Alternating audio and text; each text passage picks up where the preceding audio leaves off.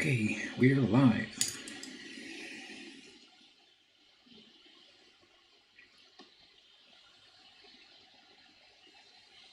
I just put my chat in another window here.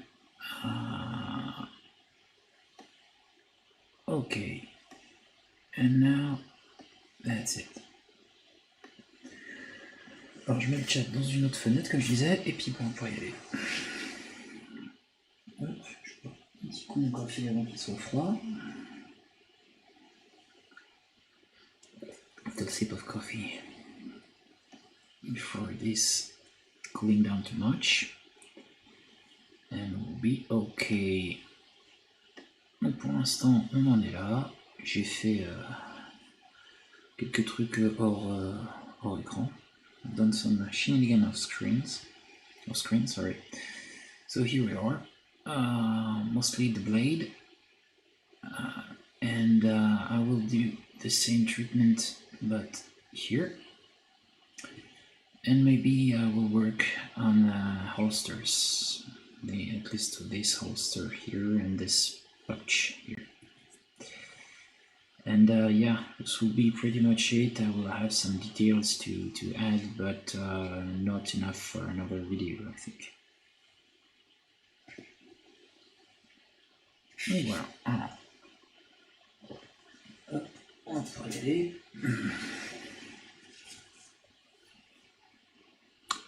Juste vérifier. Voilà. Ok, so let's go. On y va. Je vais juste mettre un message épinglé sur le chat, j'aurais dû le faire avant, désolé.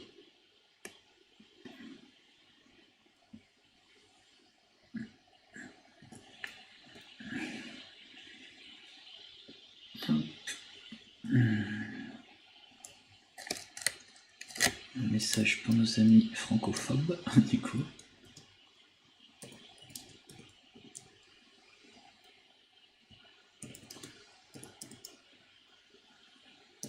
Et on va pouvoir commencer à peindre.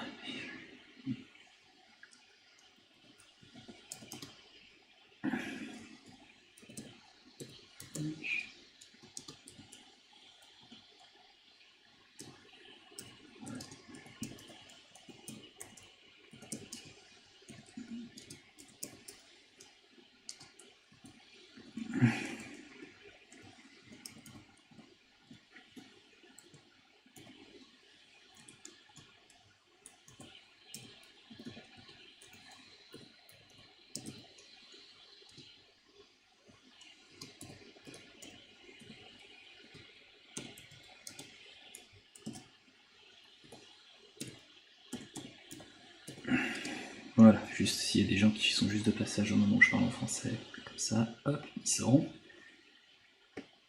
que je parle anglais aussi, épingler le message. On va essayer de voir ce que ça donne. Ok, allez, on y va. Let's go. So, take my brush, new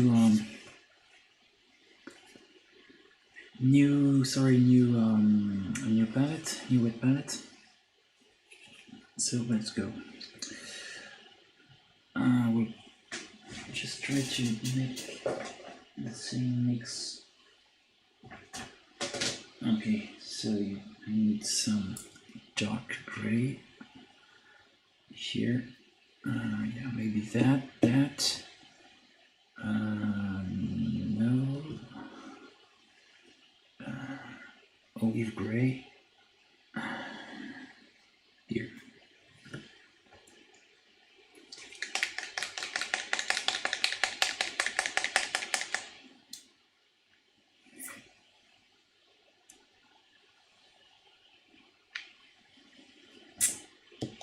Another black.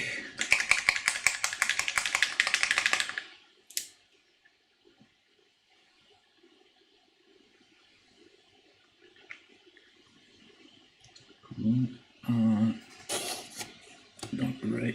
Dark gray.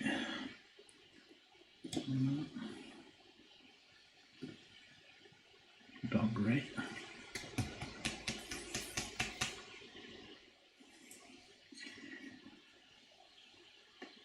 Okay. Oh, no one, so okay. English, so I'll continue in English. I have my gray, sorry. Some dark neutral gray here.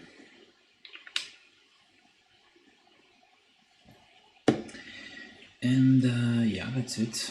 Some German camo.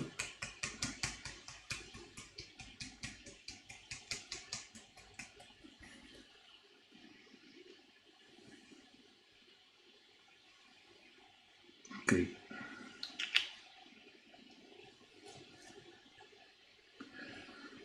I will need some gray, gray.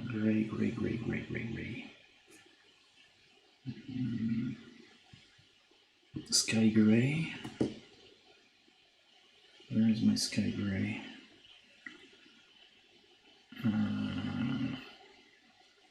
Yeah, here. Sky gray. There. Okay, and some bright orange. For correcting a few tones. Yeah, and some ivory. And things will be good, I think. Will be good to go. We'll try to match these old the old mix I used for the other parts, but no longer have enough to do this part, so I have to tinker something to rebuild this. I have I just need some brown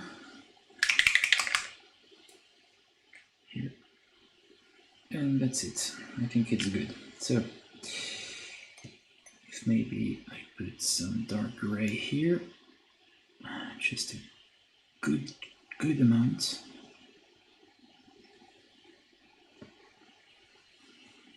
Here, some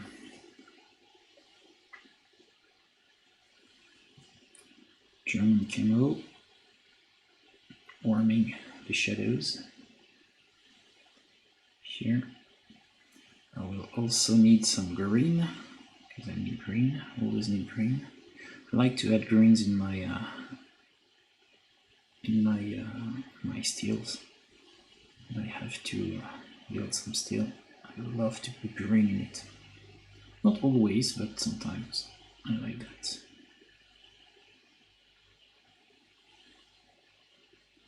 Okay.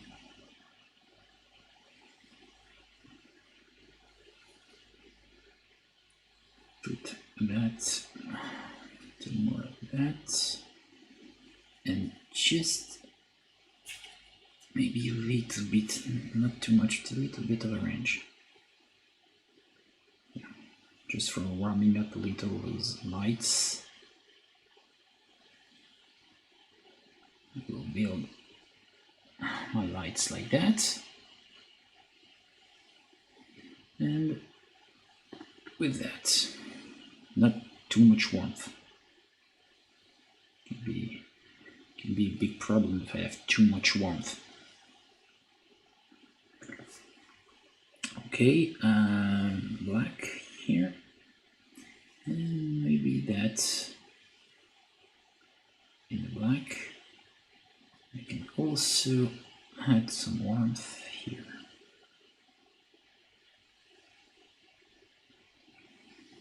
Okay, I think it's not bad. I have my string here from dark shadows to light. I'll put some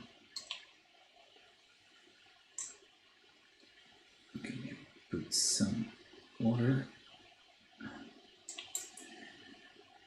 demineralized water, distilled water very important. Yeah, okay, so now let's go. Just need to find the chat here. Okay.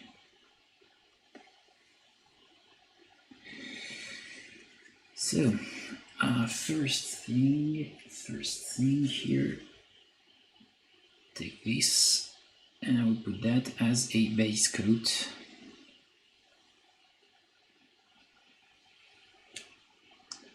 Just to see what's happening and if it's matching the other side.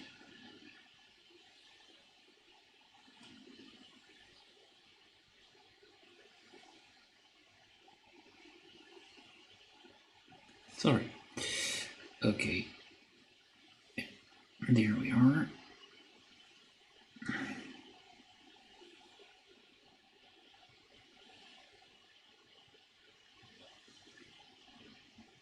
So as you can see, I'm applying very loosely my paint. It's very loose.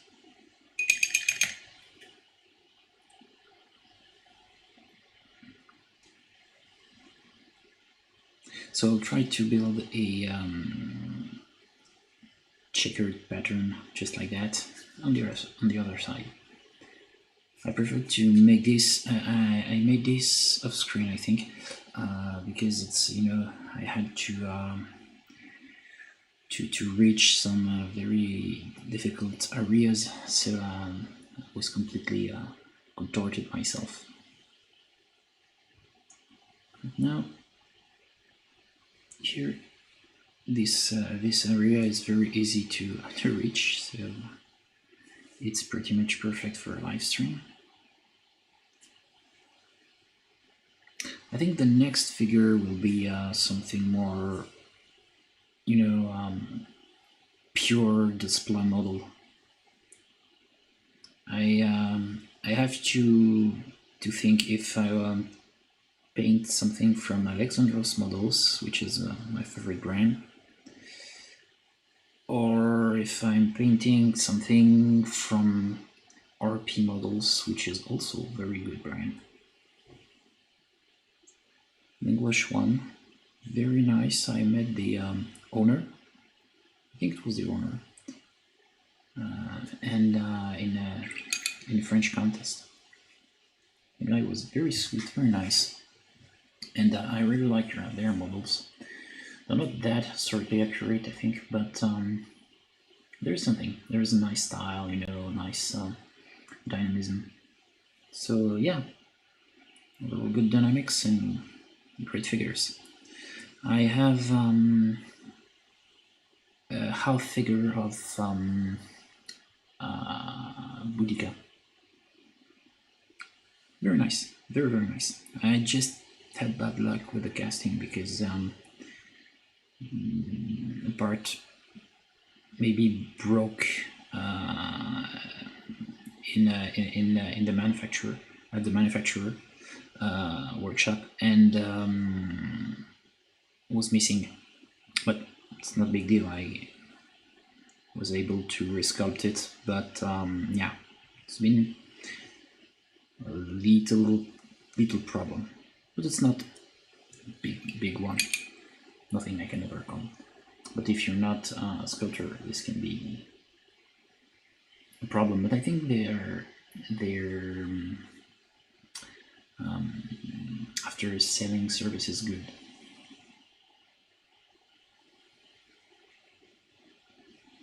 Just didn't bother reaching it because it was faster for me to resculpt the thing. Okay, so it's very classical here. I'm just putting some paints, trying to be quite opaque because I need opacity. Here I just, you know, completely cover the previous work with whites because it's not a problem here. It's very easy. Everything is has a very high coverage, so this will be faster and easier for me to work it from scratch. Okay.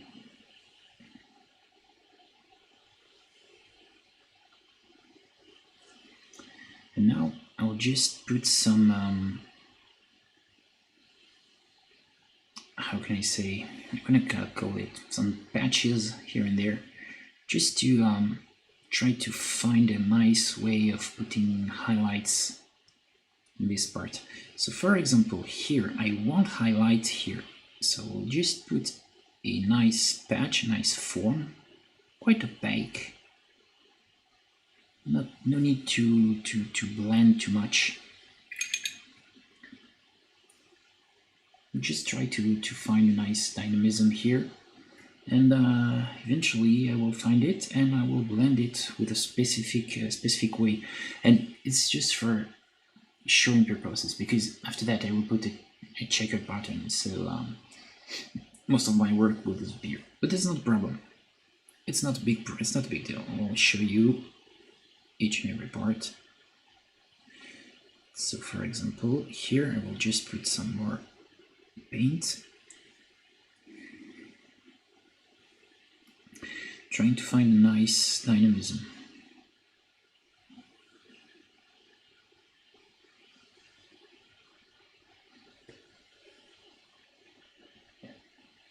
Easy, simple, nice, easy peasy. There. Okay. And of course, on the blade too. Need to put some highlights on the blade.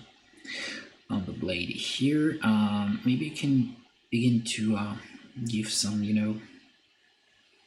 just some texture. Not a lot, just a little, because I will refine it. The idea is to put some basic texture, and after that you will refine by gesture. I'll show you. Very easy. It's, non-metallic metal is definitely a nice and quite easy method to achieve a very nice, good, and sometimes even realistic looking for metal surfaces.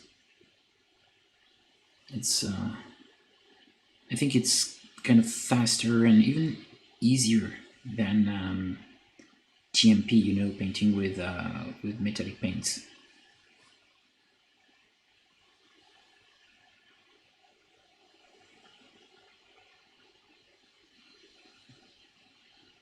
Okay, here we are. Few layers, very simple.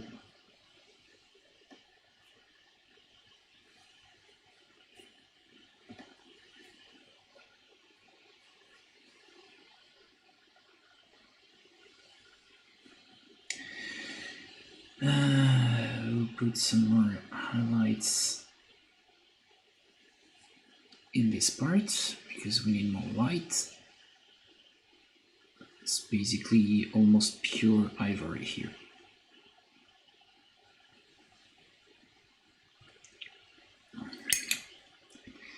And just a nice reflection, because we need to have some movement here. So I'll just add some reflection. Okay, it's just a little patch, nothing too fancy, just, yeah. And for blending, I will just try to mix my base color, first highlights, and just draw some lines like this. Because this method allows me to have a good handle, a good grasp on what I'm blending, how, and what texture I'm making. It's very important, because if you're just over blending things, it's one of my problems actually. But if you're over blending everything always, you will end up having something quite dull, not very interesting.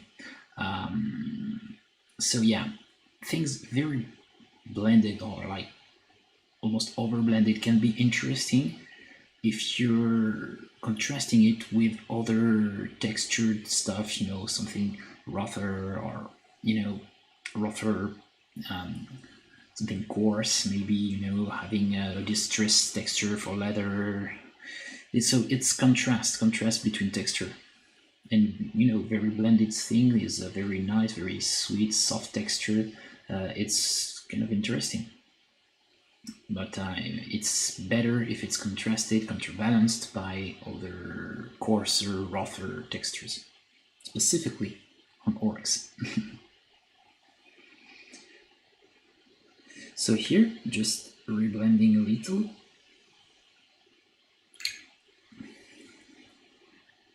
I will reblend that to those two very close nuances here. And from the dark part to the lighter part, light patch, I will just, you know, draw some lines like this, which is very interesting because I'm blending things, not too much, but enough to add something interesting. Take that, pure ivory. I'll try to put some lights just here on this edge, right here.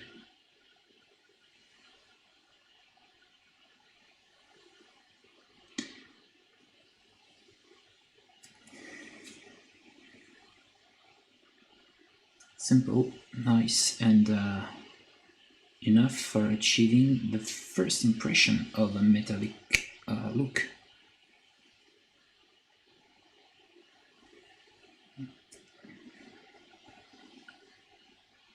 Just have to put a little more lights.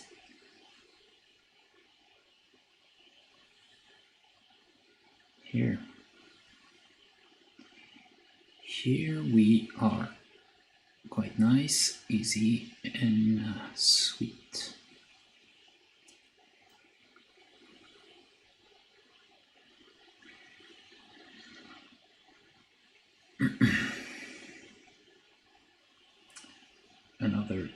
Another one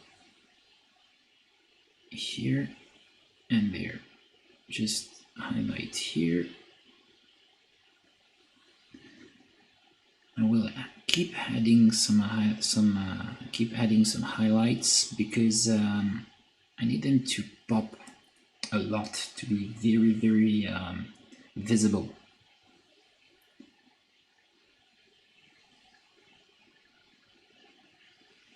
Here. That's why for now I have this tendency of using a lot of Winsor & Newton paintbrushes because they're great. They have a very nice tip and they're, for now, rock solid. I had no problems with them, which is not the case with the Raphael. So for now I'm sticking to those brushes, even though it's increasingly difficult to find them in stores because maybe it's from Brexit or I don't know, but yeah, there's not a lot in stores. Okay, so here, sorry if I'm a little clumsy. It's not very simple for me to show you everything and be as precise as I am off screen. So sorry for my clumsiness. Okay.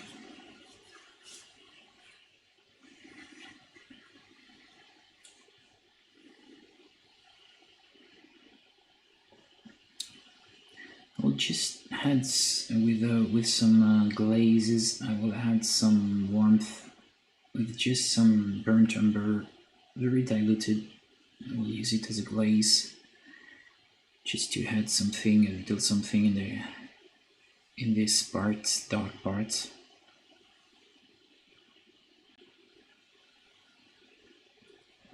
some warmth, not too much, just a little. There.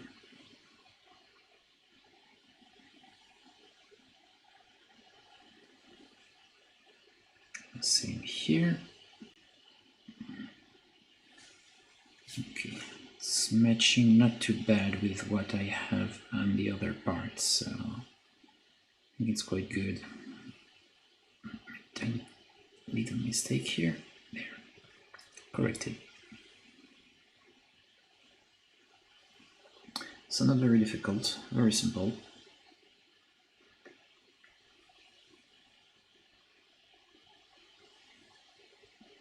Oh, don't know who just dropped a like, so thank you. Je sais pas qui m'a mis un pouce bleu, bah merci beaucoup.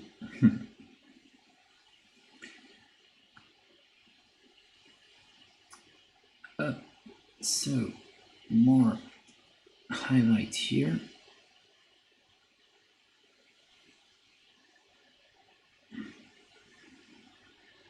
Here and there, just putting some highlights here.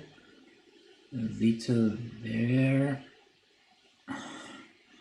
Another one on this hedge. There it is.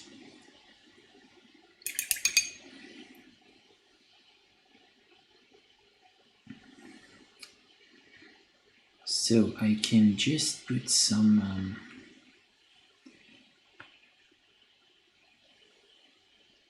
just more saturation with my earth tone here. Just a little more, not too much, but just enough to bring some interest.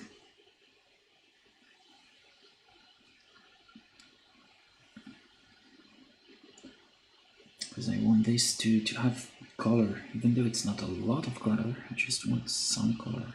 So I need to put some glazes here and there. Okay, great. And for the highlights, just very, very, very diluted.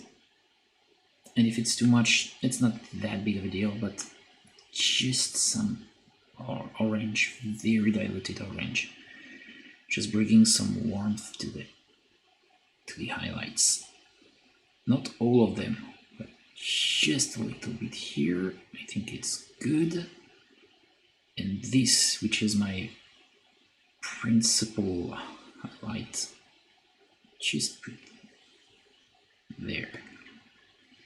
Here we are.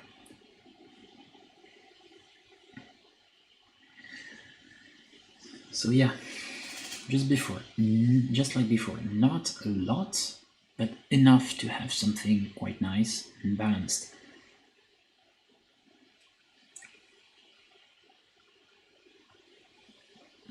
Because you hear me a lot talking about balance. Balance is everything. Trying to balance things to achieve nice balanced results. It's very, very important. Regardless if it's painting or sculpting. Just great here. A little more there. Another layer.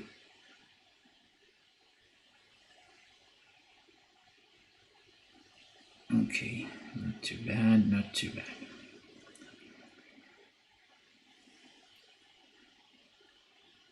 Warmth.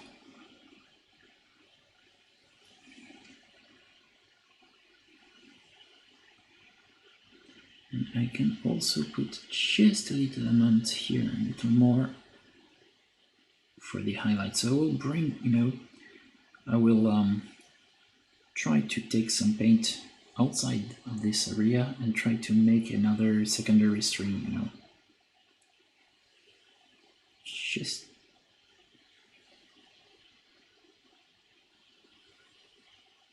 to add some interest here, and maybe with that too.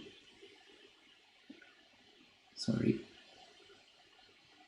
I think it's not too bad. Let's see.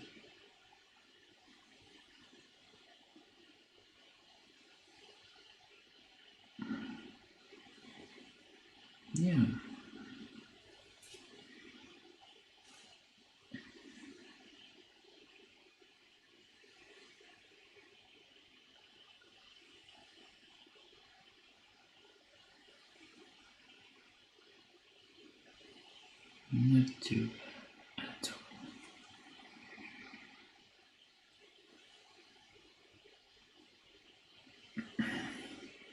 Hi Joe.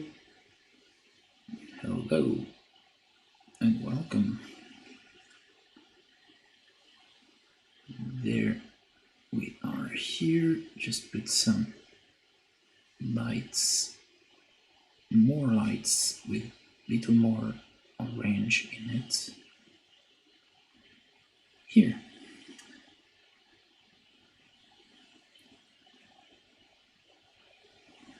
Okay, and now try to expand my highlights with the dabbing motion here. Okay. Here it is.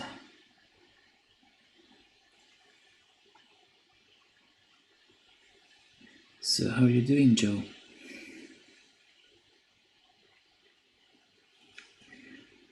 I hope you're doing well. There it is. Oh yeah. Oh yeah. That's it. Oh. Sculpting scales. That sounds tedious. Very tedious.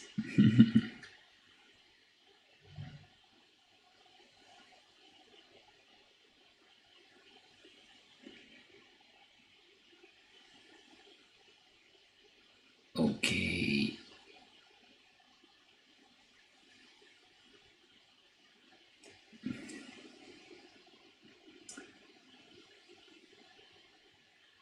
That's it.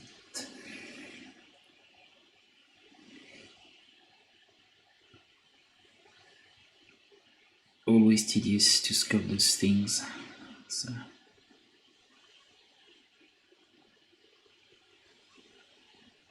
And you have some scale armor, stuff like that, you know. Very tedious. I think one of the worst thing is nail armor.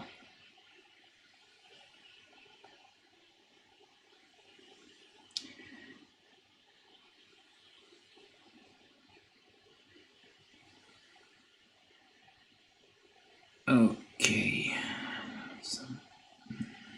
some highlights here. There. Just here. Just on that part here. And that one. Hey. Sometimes with a homemade tool, this can help a little. Ease the process.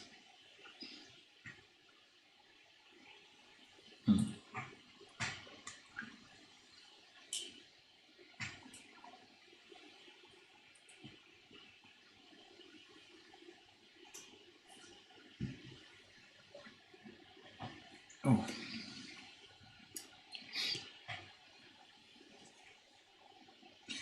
Okay, and now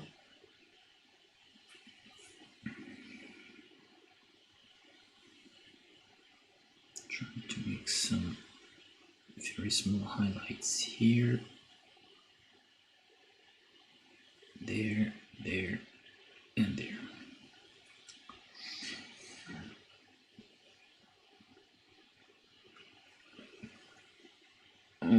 Okay, more lights, and maybe more lights here too.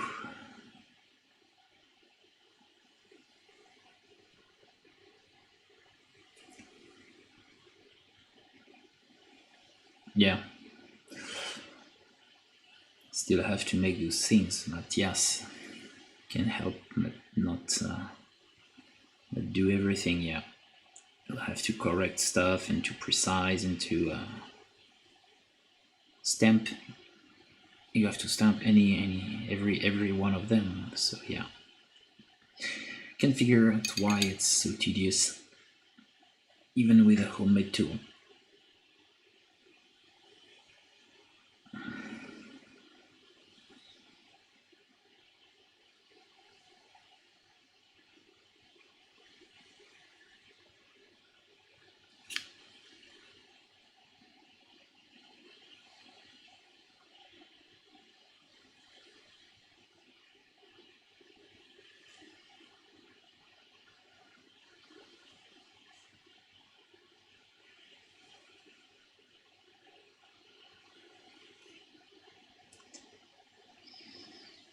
Cool.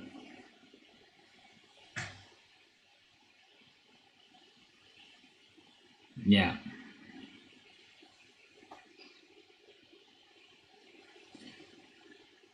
One row after another.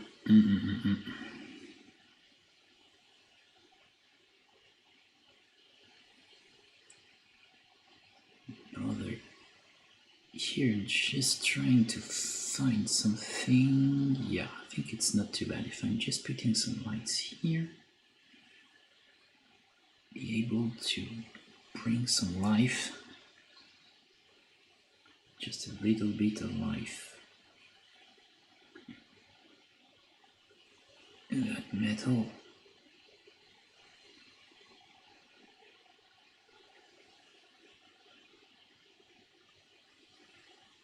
Maybe just some stuff here, just like that.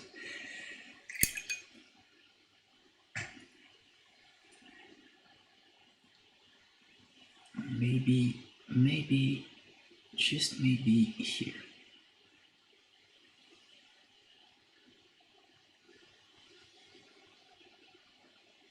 Expanding that light a little.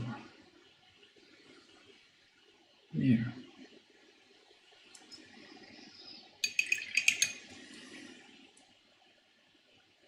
Oh, thank you.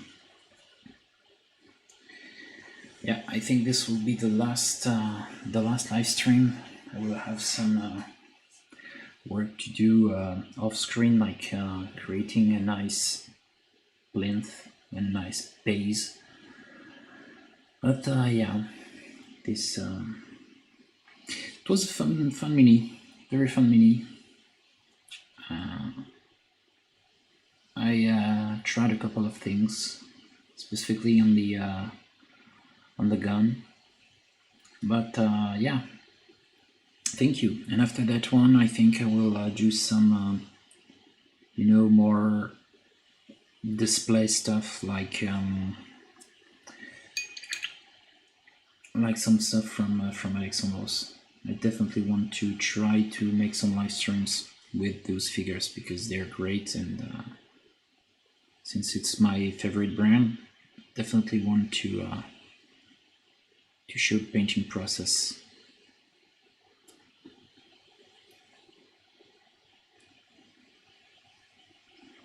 Hey DC, salut DC. Tu peux écrire en français, j'ai mis un message comme ça, j'essaye de trouver l'équilibre entre français, anglais, répondre en français, répondre en anglais. I was just saying that I'm trying to seek some kind of balance between French and English. So when I have a fellow French modeler or painter, maybe I will try to speak in French. So sorry if you're not understanding everything. I will try to translate. Oh, so for Manix, it's in the middle with a lot of exposed skin like a barbarian. Yeah, maybe I have a wonderful one. It's Zeus with his eagle, Periphas, I think, if I'm remembering well, and from Alexandros with a lot of skin. He has basically a lot of skin, bare torso. And very, very, very nice figure, and I think it could be great because the thing is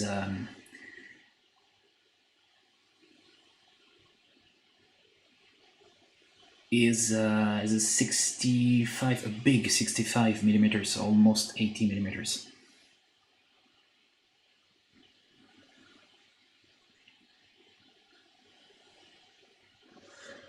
So yeah, it's going pretty much well. I'm happy to reach the end of this mini.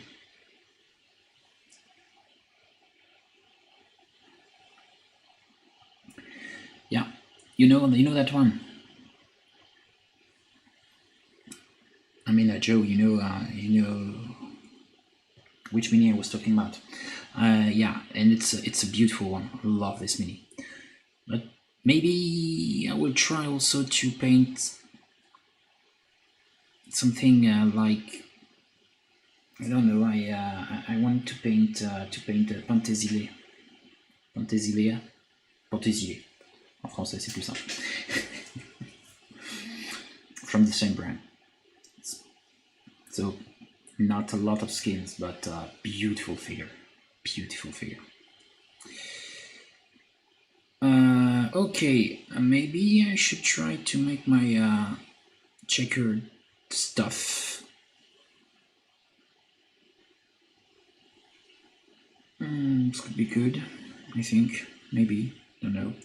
I want to expand my highlights here. Not a lot, but I need to expand that a little because there will be some black squares everywhere. So this will pretty much pull down my values. Ouais, je disais juste que je vais,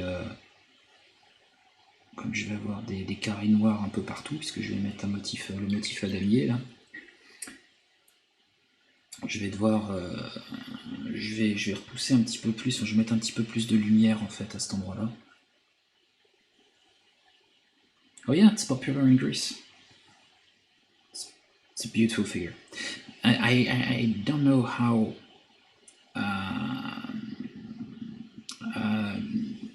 Sorry, I just lost her name.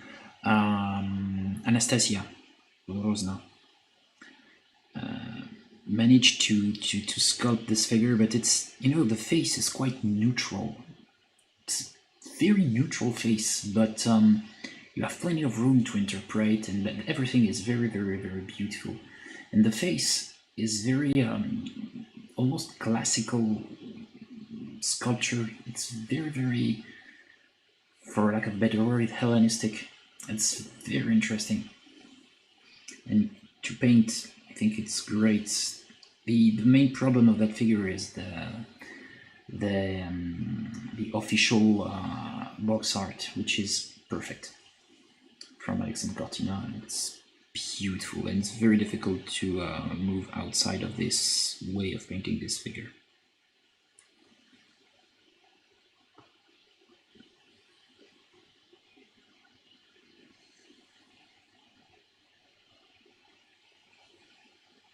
Yeah.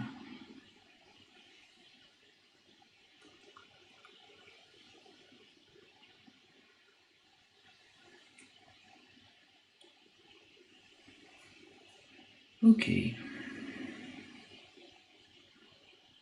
It's not too bad. Just try to put more here.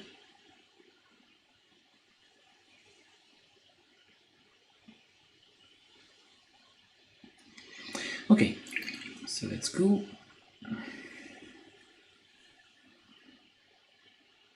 And the same here.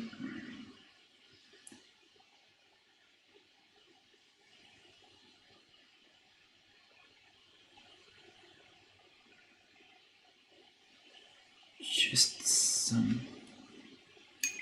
Okay. And now checkered pattern. So black, pure black. Splotch. Water, not too much, just a little. And yeah, I will take the box because since I'm copying the box on that one, this will help me to just find my marks, my landmarks, and this will be nice. So pretty much that part here, just some black. Okay.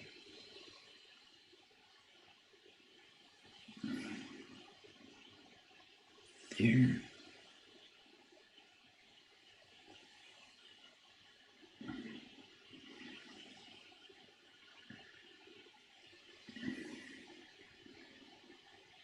Oh ok, my headphones. Ah oui, tu viens juste de le remarquer, effectivement, c'est pas gênant. Okay, that's it. Another one here. Try to build the thing.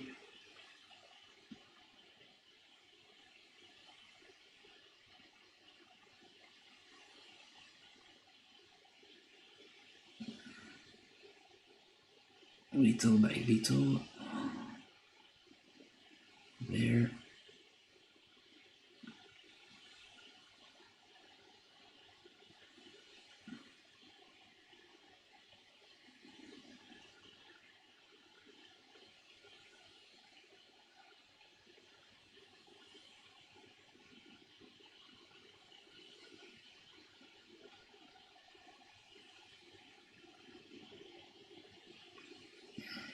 Okay, that's it.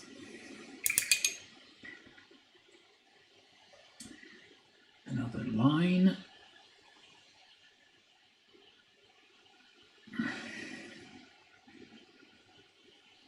Which goes, okay, just in the lower third of that little gizmo here. Okay, try to reach the other side. There it is. Okay.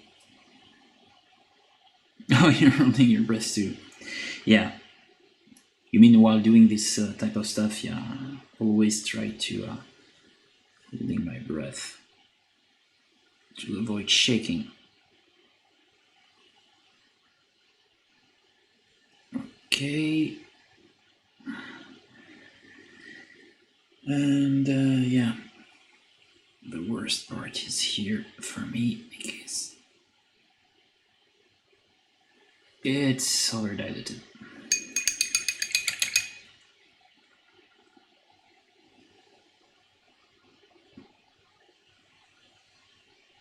Oh, tu regardes très peu le streamer.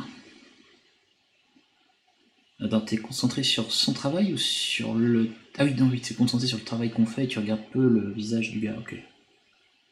D'accord, d'accord. Not looking a lot of my own face on working. Okay, that's it. And that's not too bad. So now just put some black here. I will try to copy the same black and white stuff. Oh, wait. Yeah, thanks for the reminder. So please, if you like what I'm doing, consider giving a thumbs up. If you dislike, thumbs down. And can share my work, and it's always a great support. So effectivement, merci du rappel. Si jamais ça vous intéresse, si jamais vous aimez ce que vous voyez, ben, n'hésitez pas à liker, à partager et bien sûr à vous abonner parce que c'est toujours une grande aide. Oui, ça c'est quelque chose sur lequel il faut que je bosse beaucoup, c'est le fait d'annoncer ce genre de choses et d'y penser régulièrement. Pardon. C'est effectivement quelque chose auquel je pense jamais. Donc, encore merci du rappel.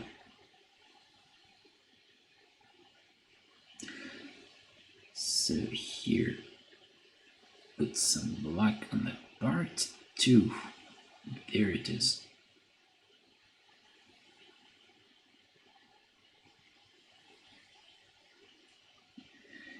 And the other one here, because I have enough paint.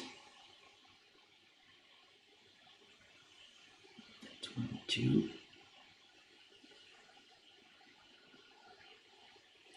And that 1, 2. Salut François. Salut, salut. Merci de passer.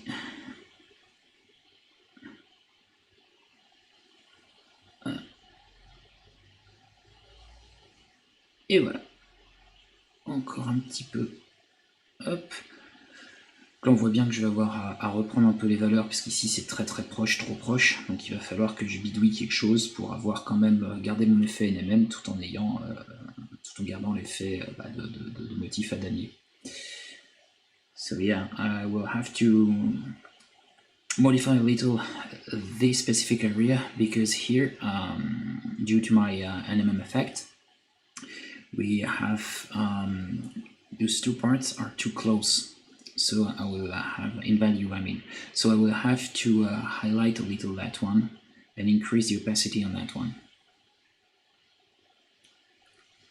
Ok, LDC, merci, carrément, merci beaucoup. Ah non, c'est au contraire, c'est très très, c'est important et j'y pense jamais.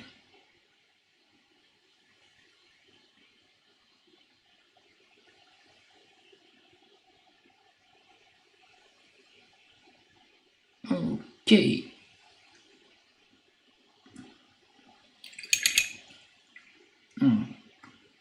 So more lights on that part. Je mets un petit peu plus de lumière ici, voilà, que je n'en avais mis tout à l'heure.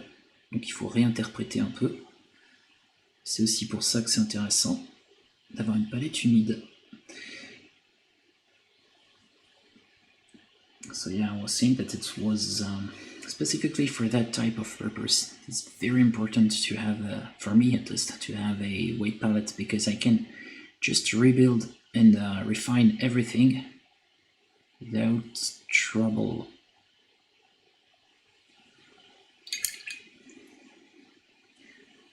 Here, more black. Un petit peu plus de noir ici. En tout cas, je suis content. Ça me fait plaisir de vous voir, les gars. C'est sympa. Hop. Pour la fin du petit bonhomme, là.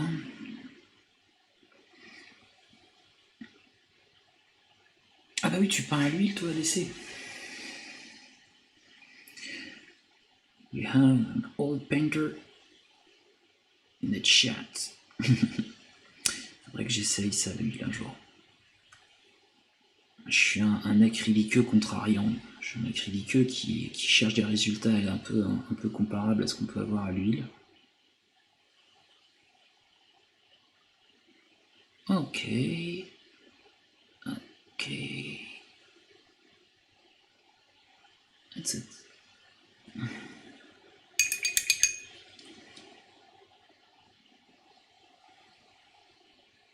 Je vais essayer de pas faire comme Zose. Je rigole, hein, ça m'arrive souvent. Okay, so now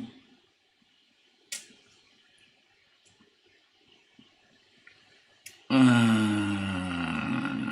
will refine more, and more. I will have to refine here, there, that,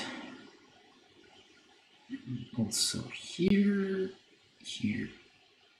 and there.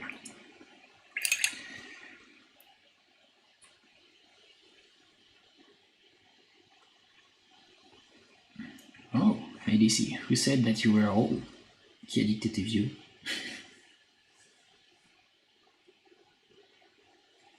Quoi, c'est parce que tu parles? Lui, c'est pas un médium de vieux, au contraire.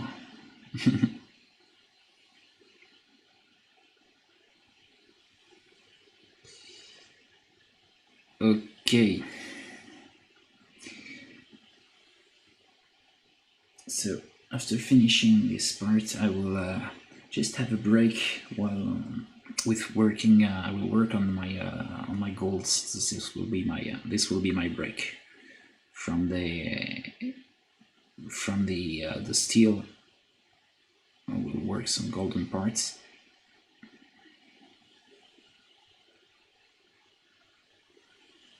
Je disais, je ferai une pause sur l'acier quand j'aurai fini les petits, voilà, les motifs à damier là, de façon à peindre je peindrai un peu de l'or en fait, c'est les peintures, enfin les zones un peu plus dorées pour faire la pose.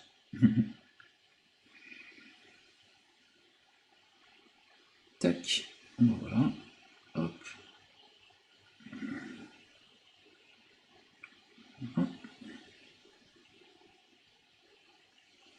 Et voilà.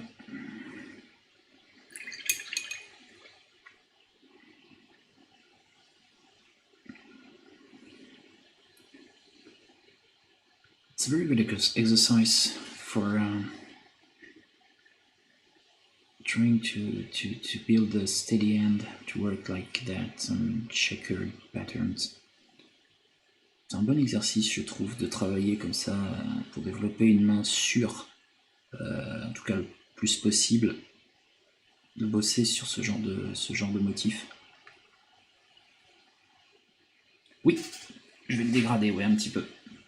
Pas beaucoup, parce qu'en fait, là-dessus, si je dégrade trop, en fin de compte, on risque d'avoir, comme ici par exemple, on risque d'avoir trop de confusion entre les zones. Donc il va falloir que je travaille, mais on va beaucoup interpréter en fait le dégradé là-dessus. Je vais dégrader un peu, mais vraiment pas beaucoup.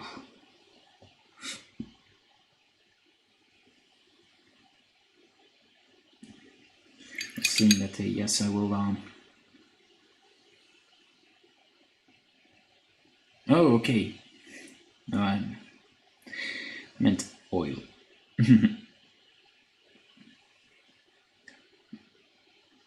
So yes, I will try to make some gradations with my on my black checks here, but not too much, because if I will most likely end up having the same issue I had here, having some confusion between highlights of black and shadows of white or steel. So I will try to interpret everything and try to not over grade everything. Just put some lights here and there, not too much.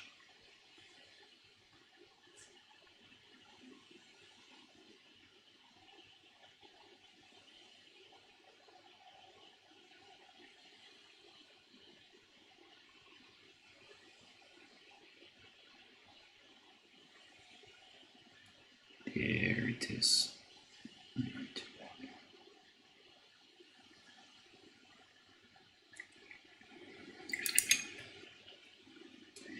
So I can just use some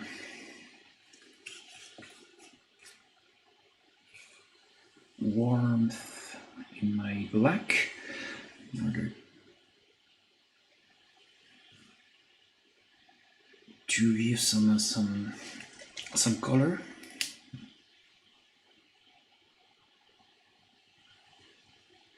Oh yeah, definitely, yeah. Tartans can be big pain in the rear part. Yeah.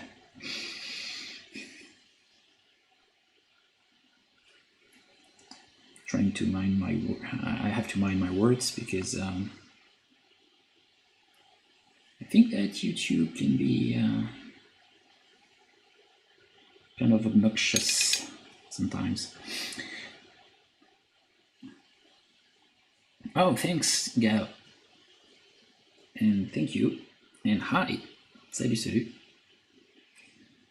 So I have my my gray, which is not exactly the same gray for the highlights of my black parts. It's not the same as my other grays. And we'll just try to refine a little there.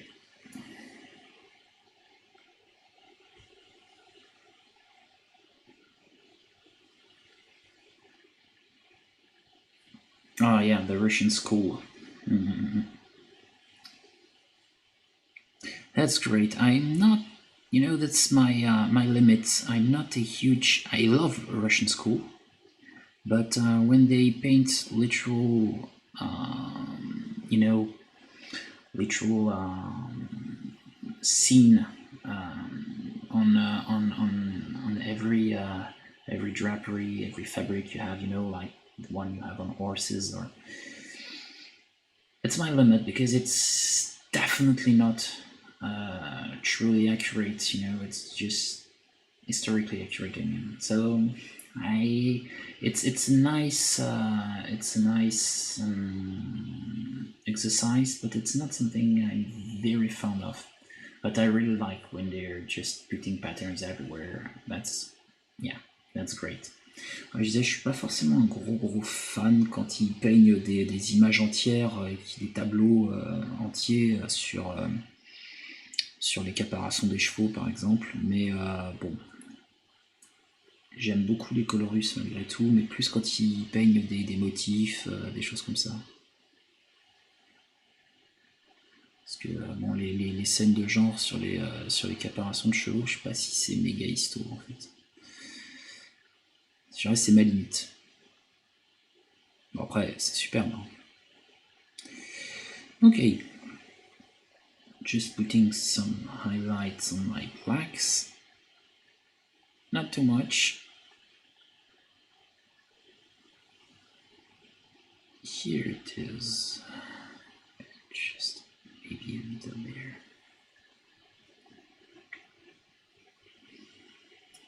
Ben oui. Ouais, j'essaye de trouver, bah là aussi je parlais d'équilibre tout à l'heure pour un niveau esthétique, mais j'essaye aussi de trouver un équilibre quand je fais de la fille histo entre ce qui est histo et ce qui ne l'est pas, et enfin entre histo et esthétique. Et il y a des fois c'est pas toujours facile.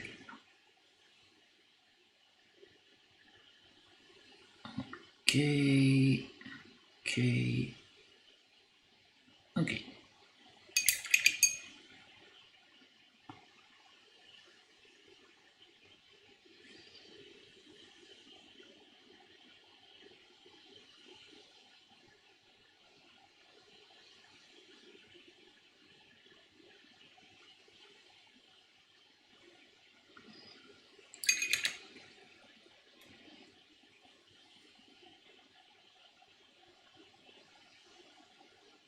Oh yeah.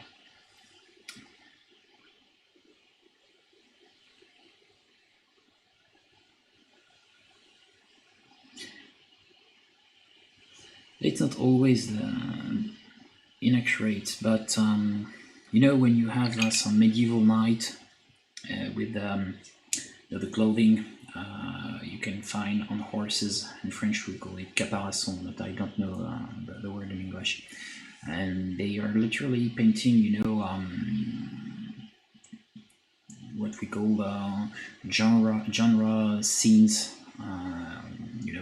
With characters, with just like you had in an exposed artwork in a museum, and that's something not a huge fan of. But when they are doing some beautiful works with patterns, with what we call gold work, embroidery, or stuff like that, it's wonderful. It's incredible.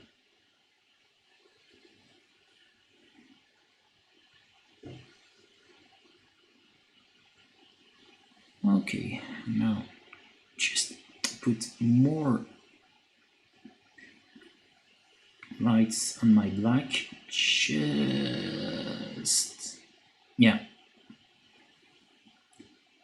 here. And the other thing I'm not really fond of with the Russian school is their lack of working, with lights. Not working a lot lights. They're just putting the emphasis on patterns, but not lights. And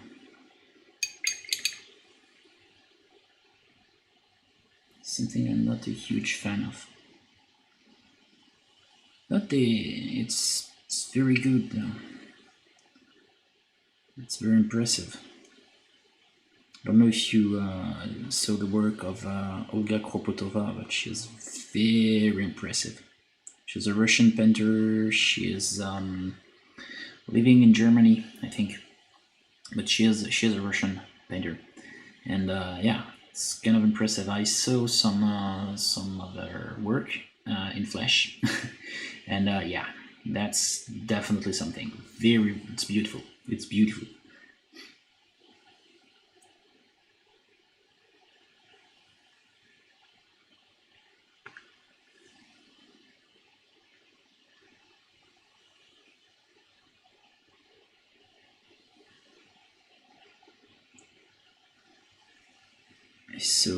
I saw her work in a contest in France, in the city of Sèvres, near Paris, and it was incredible.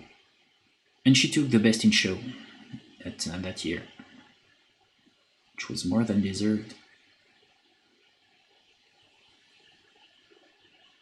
And yeah, she was very, very good. She still is. I think she is painting. She's still painting.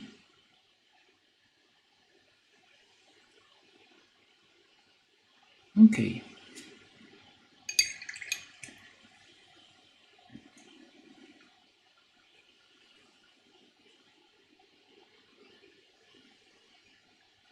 Kind of interesting. It's not too bad, I think.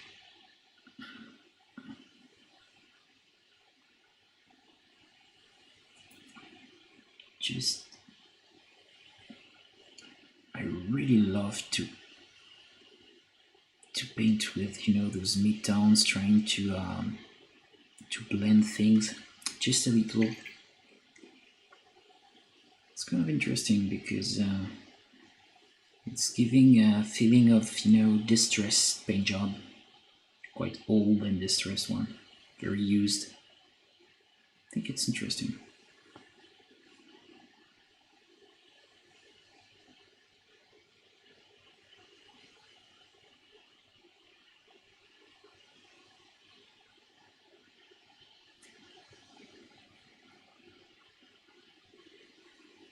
Okay.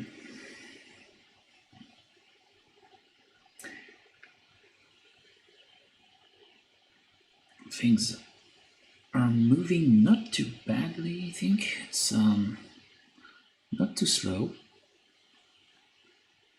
Je suis content, ça avance plutôt bien, c'est pas trop lent, c'est cool.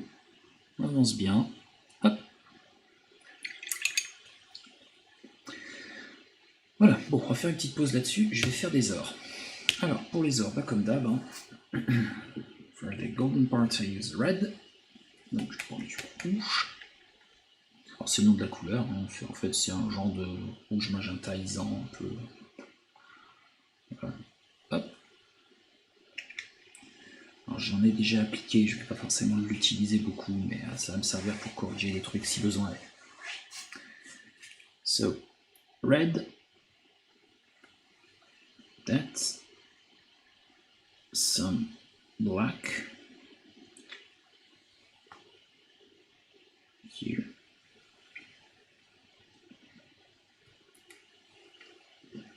Then English uniform, de l'uniforme anglais, which is a green earth tone, greenish earth tone. C'est une espèce de marron de terre un peu vert. Hop, voilà. Japanese uniform, uniforme japonais, which is a greenish ochre. C'est un ocre un peu verdâtre. J'ai un problème de... Ouais. Bouchon pipette, c'est bien, mais c'est pas toujours parfait. Hein. Voilà. C'est quand même bien. On prend un petit peu directement là, comme ça on va faire notre dégradé. Hop, rapidement.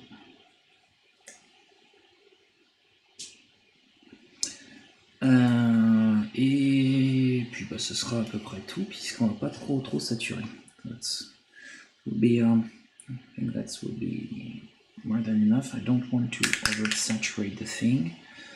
Yeah, we'll just maybe add just a little bit of yellow, but not too much. Just some flat yellow, just in case I need to correct the saturation. We'll put that here. Okay.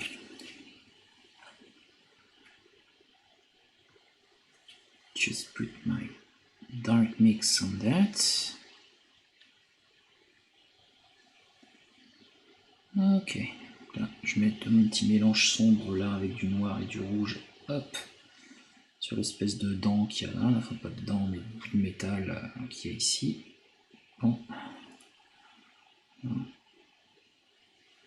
Hop. Je suis peut-être un petit peu en dehors du focus. Maybe I'm out of focus. Here. It's better.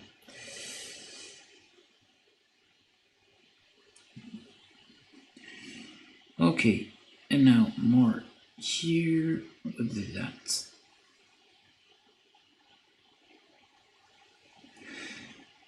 Un petit peu ici.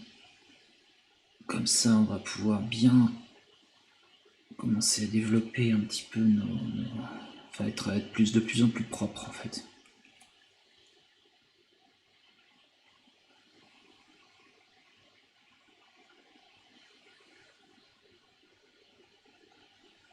Okay. I'm considering also to make a live stream with about sculpting, maybe sculpting just a head and using it with for some tutorials with the color areas of the face, the yellow, red, and bluish. It's more complicated than that, but trying to map the tones, the hues for the head. And this could be quite interesting to sculpt a model, a very, very simple head, and show with a proper during a proper live stream how to paint it. I don't know. It's an idea. We'll see. Yeah, so now some English uniform. Very simple, very nice. How do I grade it? Yeah, like that. Maybe I should try to put some lights here. I'll put my lights here. Just put a nice patch. Quite big, and another one here. This will be nice. I want some movement here. Just trying, we'll see.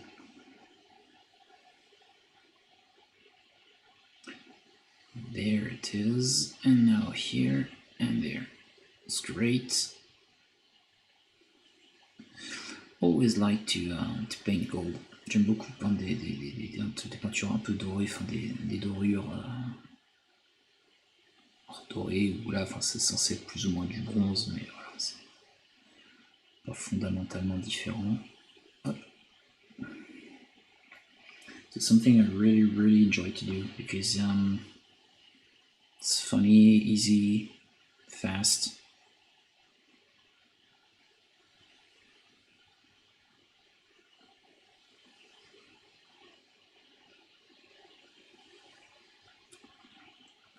Okay.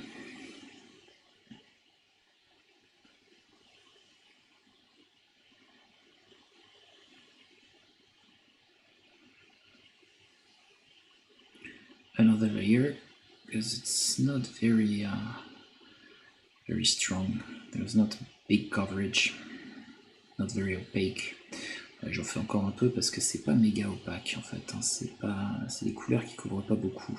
Donc comme ça couvre pas énorme, hop, on fait plusieurs couches.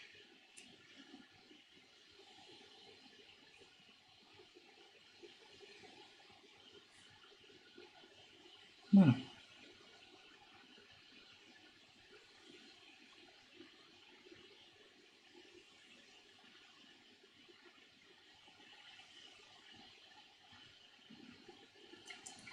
Ok, that's it. Now, Japanese uniform.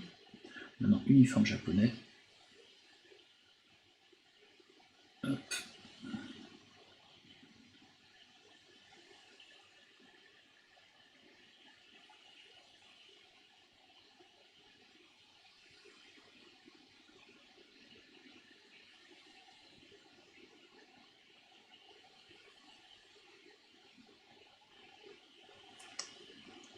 Tac.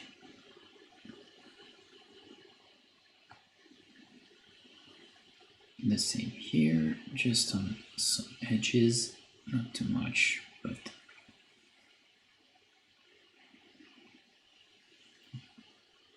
so it's far more important to know where to put your colors than to just try to blend. C'est toujours vachement plus important de savoir où on met les couleurs plutôt que de chercher le fondu et la dilution en fait. Toujours, hein, voilà, ça sert pas à grand chose de surdiluer, surtout pas pour les métaux non métalliques. Ok.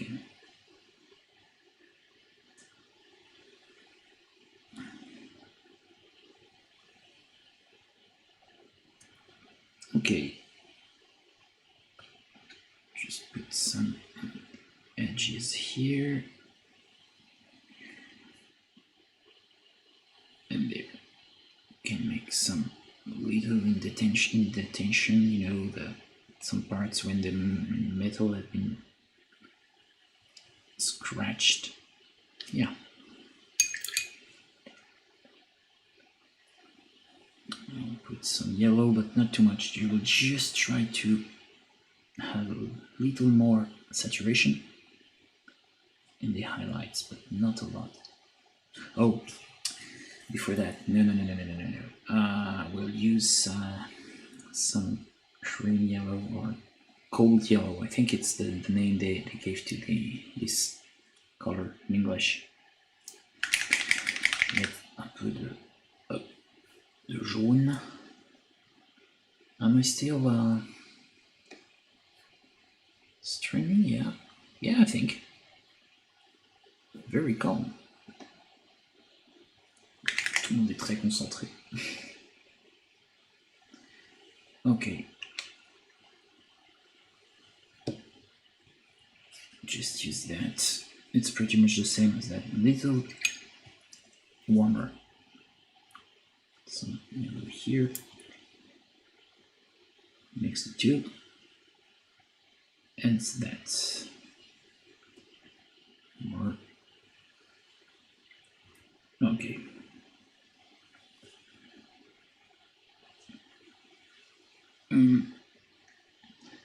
Let there be light.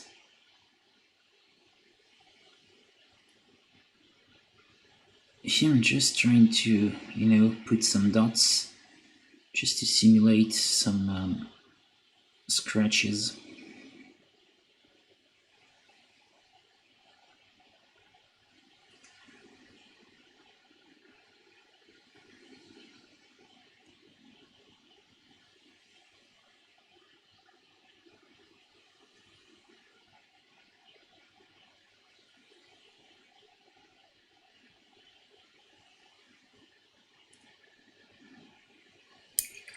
Okay.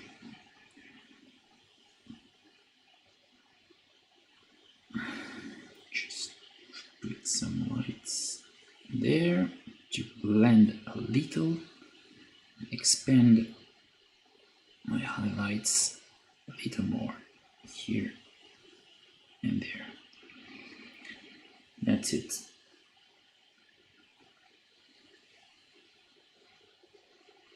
Okay.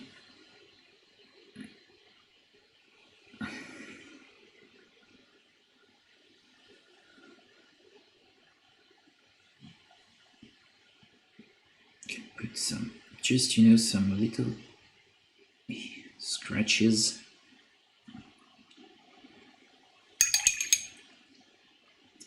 This will give some dynamism and interest to the part. Là, je mets juste, hop, j'essaie de donner un petit peu d'intérêt à la surface en faisant des petites rayures, voilà,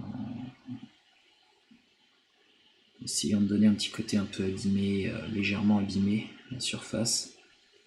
Ces petites rayures, elles permettent plusieurs choses, notamment d'avoir déjà un aspect un peu usagé, abîmé, mais aussi de corriger un peu les valeurs quand il y a quelque chose qui est un petit peu trop sombre ou quand on veut un petit peu plus de diffusion, de valeurs claires, voilà. Une petite correction. Okay. So those scratches help me to, give a nice distressed and used look, but also to correct some values. If I have too much of dark values, I can just add some scratch, and with a very nice and clear line, this will help me to give the impression of very small light.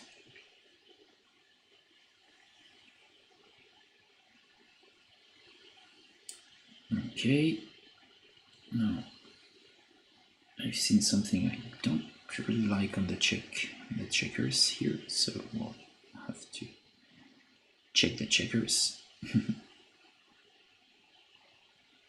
Some highlights here and dark.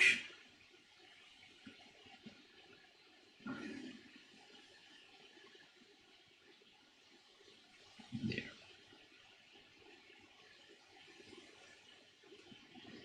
Okay.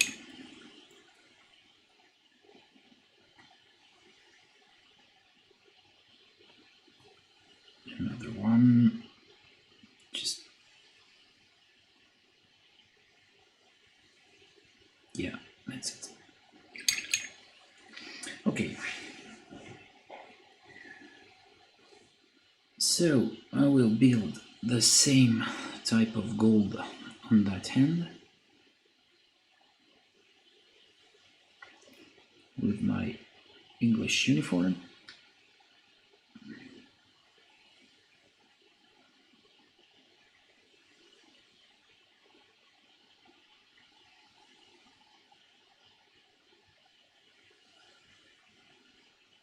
Trying to build something nice.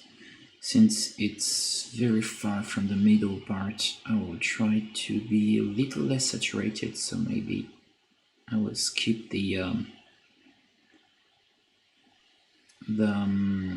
pure Japanese uniform part. We'll see. Or maybe I will use some of that sky gray just to grade it, to make a nice gradation that will not catch too much the eye. We'll see. Don't want something too catchy for this part. Je veux pas quelque chose de trop, de trop marqué pour cette partie-là, parce qu'on est quand même loin du centre. Hop, on va essayer de faire ce que ça donne, de faire ça comme ça. Voilà.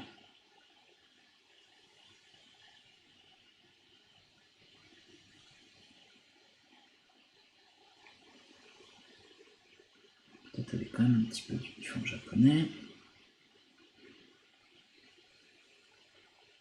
That and that.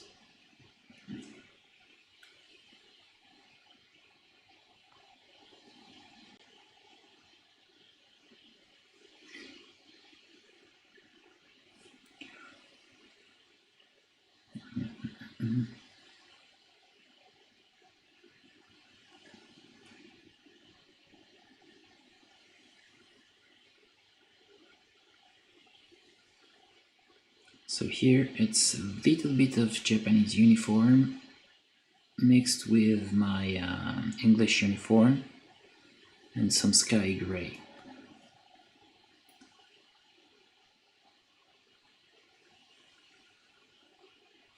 Okay. So I'm trying to make the the overall non-metallic effect, but trying to be a little less sketchy.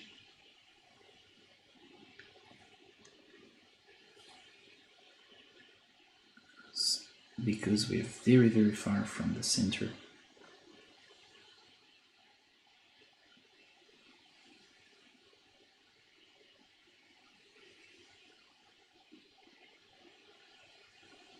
here it is, here. Yeah.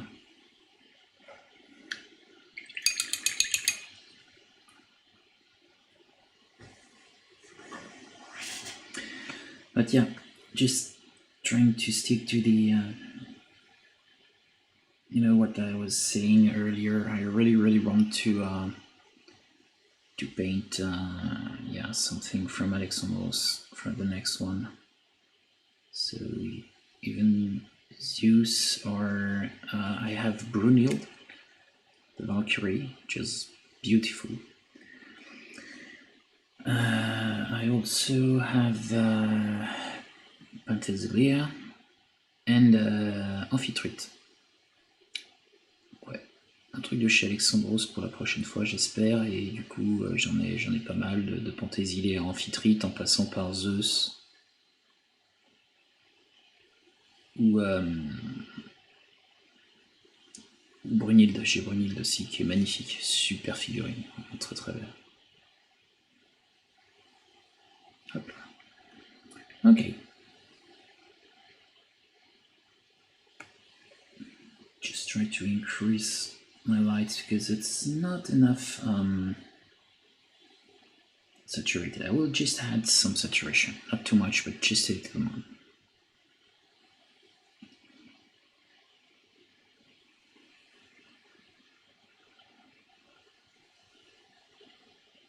Okay, this one here.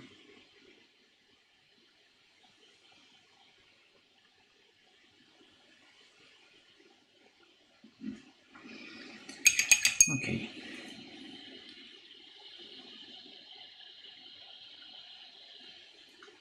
Little glaze of Japanese uniform, just for, you know, correcting a little. It's just a matter of balancing the effect here.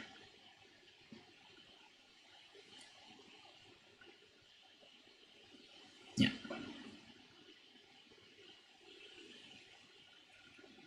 Okay, and more gray to completely have some, you know, muted highlights, because it's very important here to just try to not have too much sparkle. So I'm using a gray for that. Some indentation here, there. Can do some scratches there, just some stuff here.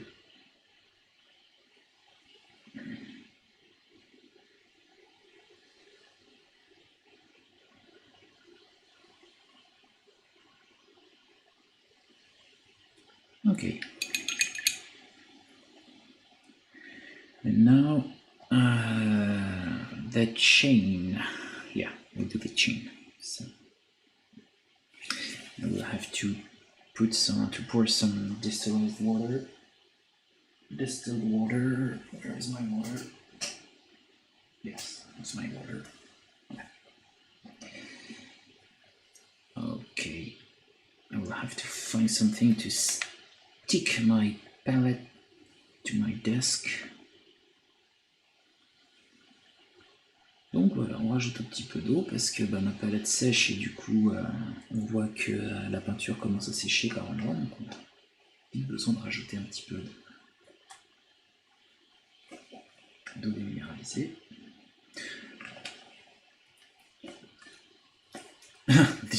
Zeus all the way. Yeah, maybe. It's ready. It's ready. I prepared it. Kind of difficult mini to prepare, I have to say, because the thing is quite heavy. It's 80 millimeter. It's a big 75 millimeter, so it's closer to 80 millimeter. It's a big one, all parts in metal. So the thing is heavy like a donkey, you know, and yeah, a lot of you know, a lot of little stings on the metal. So I had to fill the thing with putty and polish it a lot in order to have a nice surface. and I will use some Tamiya gray to prime it. You know, that one, which is one of my favorite primers. It's fine surface primer. I put something here just to remember the last figure I undercoat with it, and it's very interesting. I love that one. It's a great primer.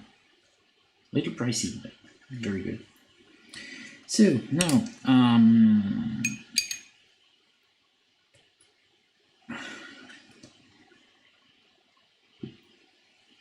here just my highlights, because I put some base coats when I worked on that part here. So just put highlights and we'll see. Zeus. Or maybe I have Boudica from RP model. No, but not a good idea. She's sweet. I like Boudica.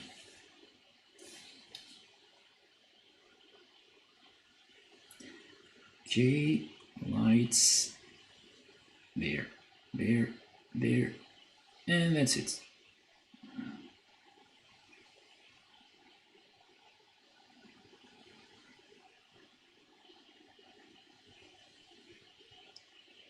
Some edge highlights. And there, which is not easy to reach.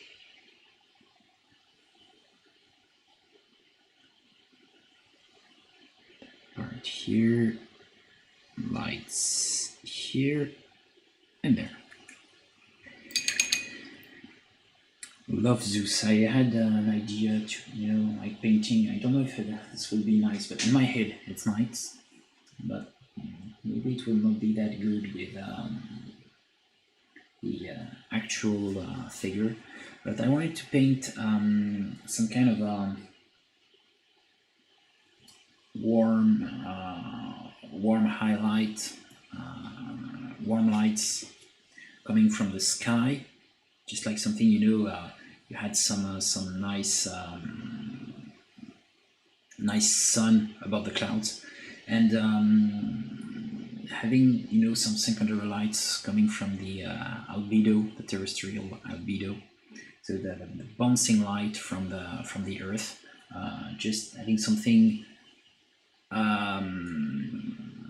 something desaturated and even maybe colder, and having the secondary light for his face because he's bent over.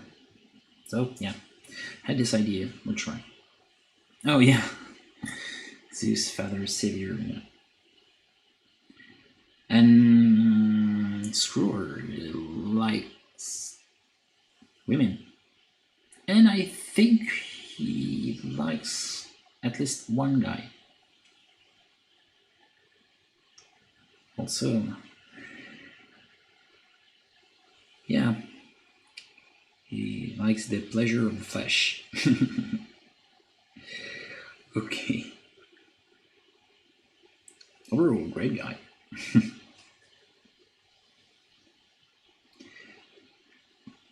So here, what's great with those parts is just that I will have to put some lights, just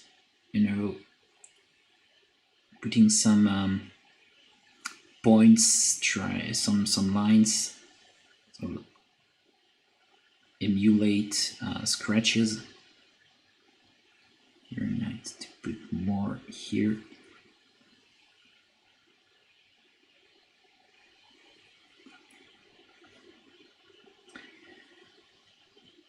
It can be very fast to do that.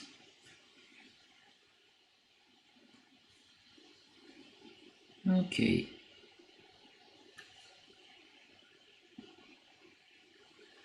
Ah, tu t'en vas? Bah écoute,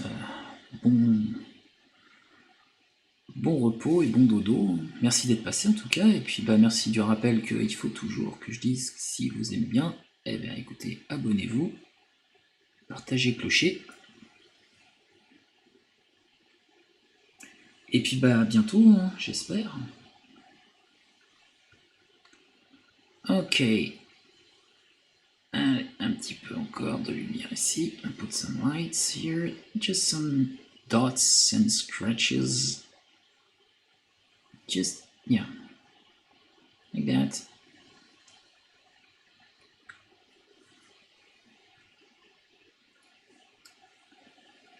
This will be nice. Nice and easy. Comme petit effet, finalement pas très difficile. Voilà. Juste important de savoir où on met la peinture, mais il n'y a pas besoin d'avoir le nez sur la figurine. I was trying to avoid to have my nose just right on my figure, just, you know, trying to put the brush where my eyes are.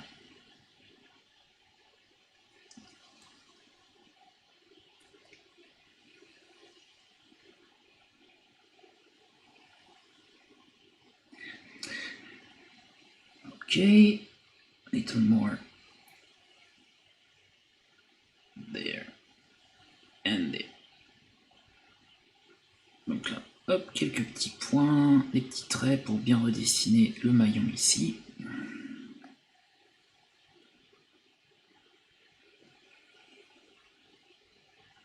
Voilà. Tac.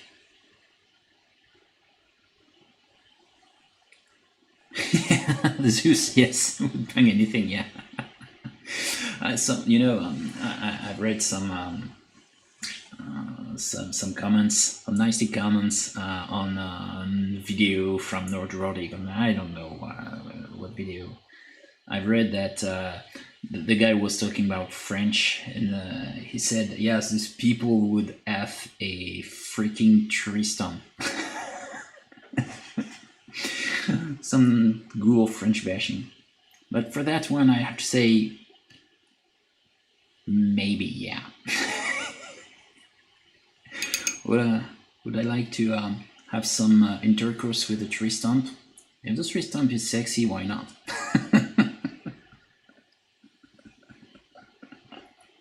Sorry.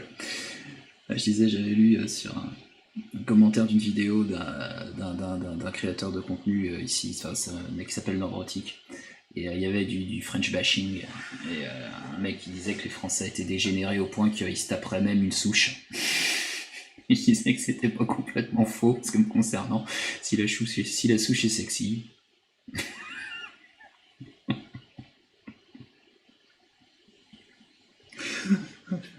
Quel idiot, pardon.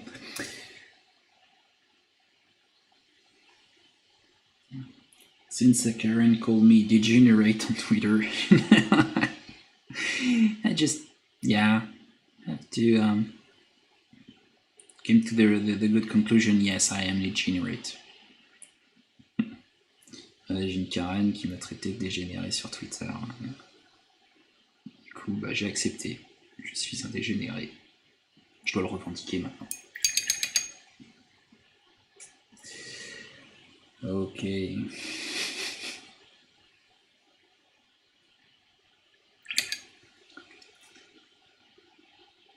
Mais bon, comme l'a dit notre ami Charles Baudelaire, et c'est ma compagne qui m'a filé cette citation que j'aime beaucoup, ce qui est d'enivrant avec le mauvais goût, c'est le plaisir aristocratique de déplaire. I was giving a quote from Baudelaire. It was my companion, almost wife. She said that to me. What's intoxicating in bad taste is the heuristic pleasure of offensiveness. And I love that quote. It's one of my favorites.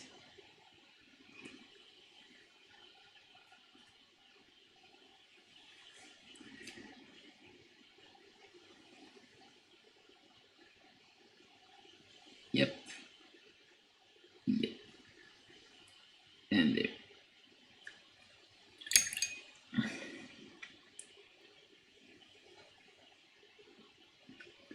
So here maybe we'll try to put some, yeah, just some saturation on that part.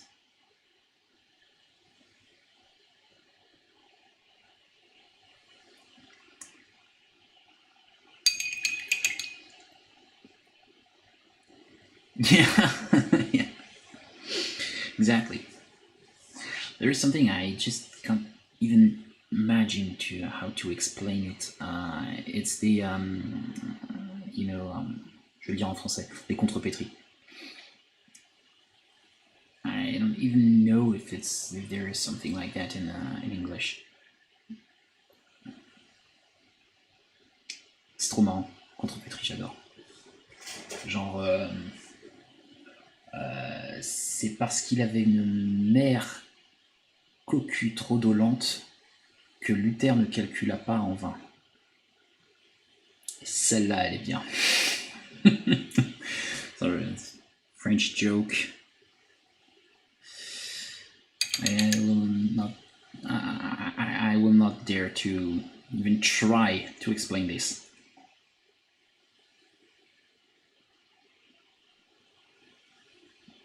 Oh, some people want to. Yeah, there is something I saw that. I think it's good old virtuous signaling because it seems that the basic thing, Pepe Le Pew was not really meant to be in the movie, but they couldn't refrain themselves to virtuous signal everywhere, saying that it was not. Anyway, it was not a good example for anyone in 2021 or something like that. So yeah, it's like Pepe Le Pew. They're trying to cancel it, but most likely you wouldn't have made it in the movie anyway. But yeah, it's something I really dislike. And yes, people, a tiny fraction of people seems to just want to erase the humor. Oh yeah, there is that was specifics of French language. Yeah, something quite funny. I can give you the solution of the previous one. Well, maybe you have found it. It's so funny. Love that. And yeah, Pépé le putois. J'adore ce personnage. This is something I really dislike. This virtuous signaling. People always trying to show how higher their morality is.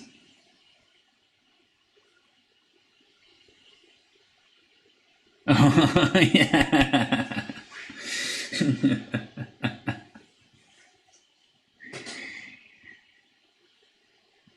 Une généticienne fait des fellations mutines.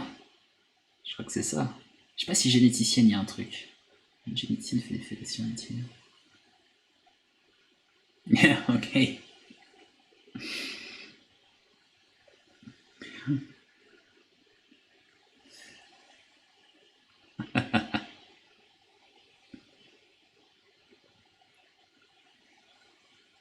Okay, put some dots, scratches. Hi, Kenneth.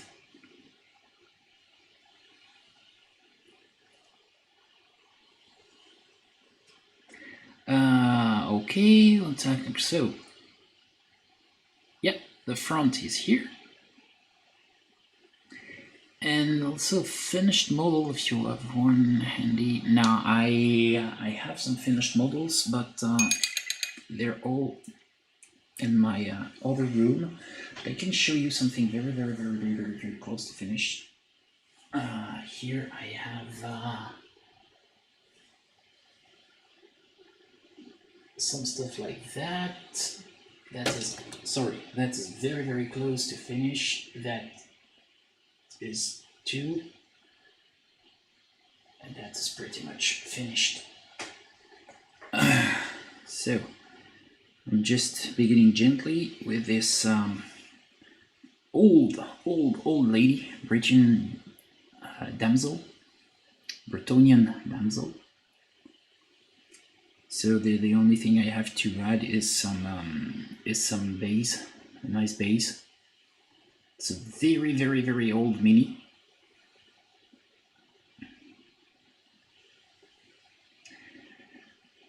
Very nice one. That, which is mini, I painted, you know, this old Ziegfeld just for this shield. I wanted to paint some kind of a, you know, reflection here. So that too, we'll just have to add a nice base. And that one, I would just have to work a little more on that part, which is not very well refined. But apart from that, it's kind of finished too, also. So I would just have to find a nice plinth. And that helmet was, you know, something, was a test for trying to draw some landscapes, some, you know, scenery in the reflections. Here.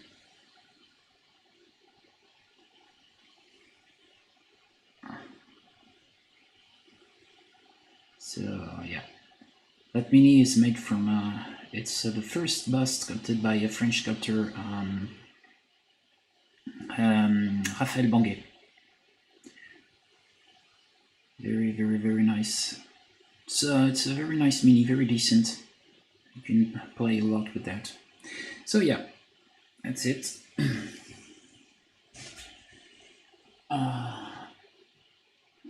Okay, just put there in their right place. And you like Ziegfeld?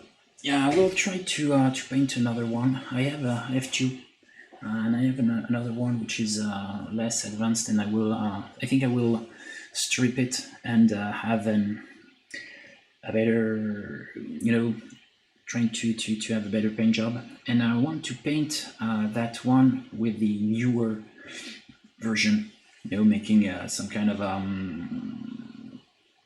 comparison, or it's gonna be nice for a nice video, maybe for a live stream, we'll see. And yeah, for the shield, it's very easy. This kind of effect is very easy. You just have to dab everything. Juste un petit mouvement de pointillé en fait à faire, et tu mets des couleurs et que tu fais des pointillés. Et chaque pointillé d'une couleur et à une autre va finir par complètement affiner le tout. Oh yeah, Sky Earth, yeah. Oh, thank you, Kenneth. It's very sweet of you. Thanks a lot. And if you like to, I have some sculptures I can show you if you're interested. Because I like to sculpt too. I am very slow. I'm very slow as a sculptor. Yeah, like that.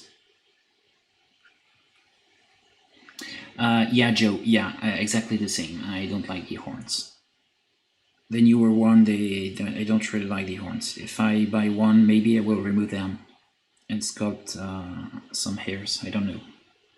But yeah, this trend they have with this horn stuff, you know, they're just putting horns on a lot of models, not every, but a lot of ones, and it's just pushing the eyes outside of the mini, and I'm not very interested to you know, have this big stuff here. Impressionnisme sur miniature. Yep. And just for showing you, I would show you a closer look of what I've made on that chain here.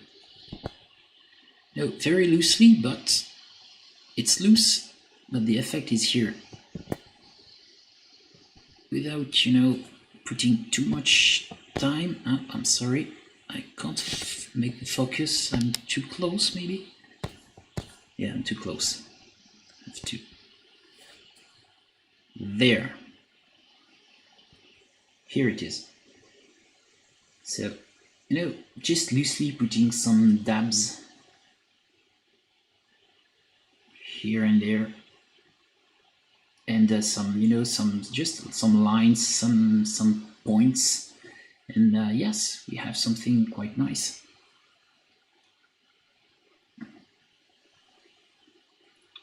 I will try to paint with this very close picture. I will try to. We'll see. So maybe if I'm putting some,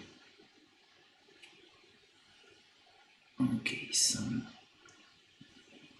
colors here, and yeah, there's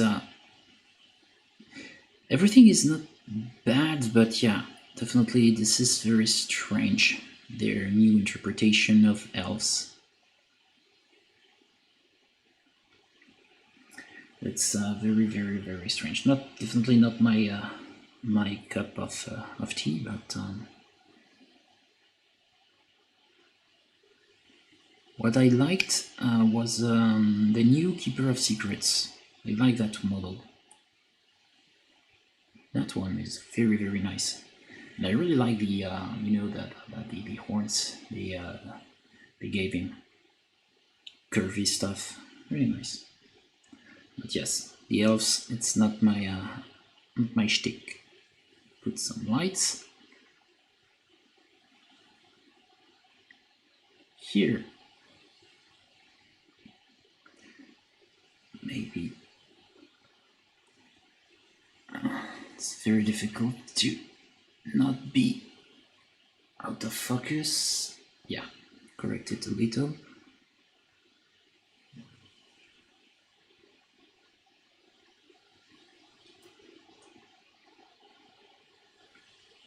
The elf cavalry. Oh, I didn't see it. Didn't saw it. I should try to browse that. Fine.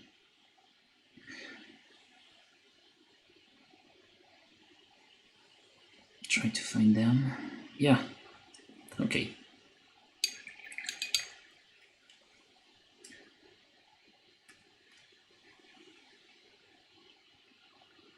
So I'll just move back a little because I'm kind of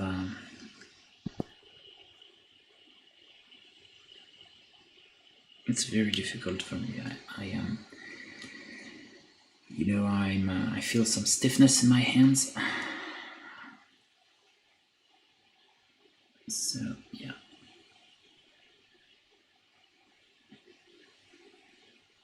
Oh, okay.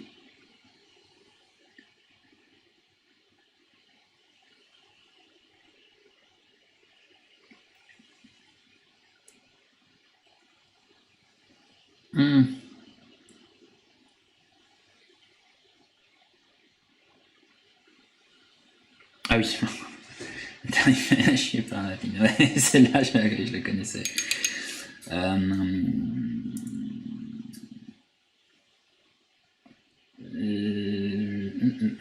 J'en avais une aussi. Le boutre du sultan au confluent de la Garonne. Pas mal celle-là. And yes, antlers on elves. Yeah, why not? Why not?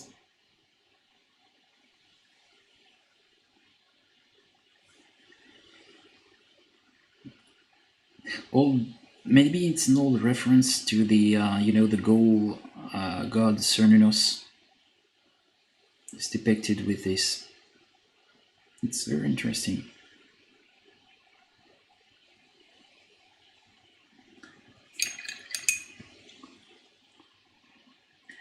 Okay. Now, base for the holster. The holster here. Big holster.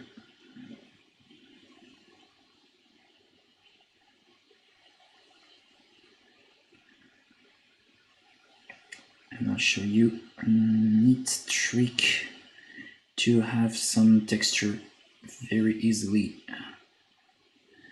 I'm putting a first coat because I could have worked right on the black undercoat. since I've put some white just to test some stuff, I'll try to uniformize everything by putting a little coat of burnt umber, which is very strange because this valley hole burnt umber is closer to raw umber, but it's the name of the color, so burnt umber it is. Là je disais, je vais vous montrer un petit truc éventuellement pour les cuire.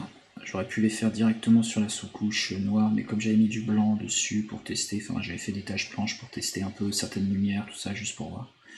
Pour montrer un peu la technique que j'utilise de temps en temps aussi, du coup je repars d'une base plutôt un peu plus uniforme. Voilà, en faisant une petite base, et je vais vous montrer un petit truc sympa. Hop. Je vais déjà dû montrer déjà, je pense, ailleurs.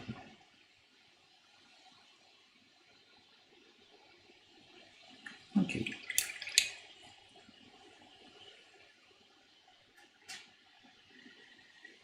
Here it is. Now.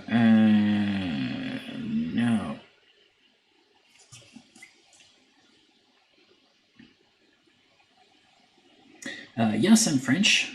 Pinceau. Paintbrush is un pinceau.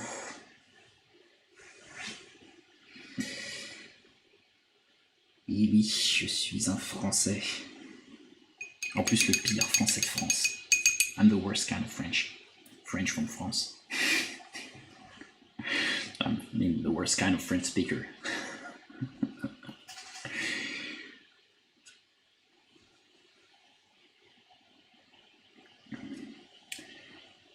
So yeah, un pinceau. But sometimes, you know, when the quality is not here, we just say merde. Sorry, was joking. French word for shit. Yeah, because I experienced some problems with French brands like Raphael, which was my all-time favorite before, but right now quality is not always there, so I switched to an English one, Winsor & Newton.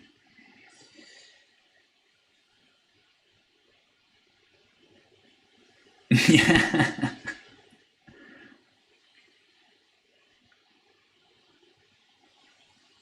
I'm making some good French impressions.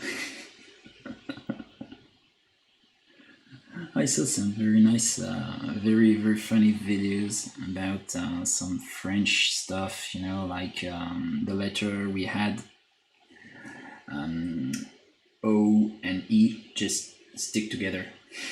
We use it for the French word for eggs, which is œuf, spelled this strange character, so O, E, but glued together, smashed in each other, so O, E, U, F. So it sounds œuf, but in plural, it's you just had an S at the end of the word, and we just pronounce it E. Un œuf, deux œufs.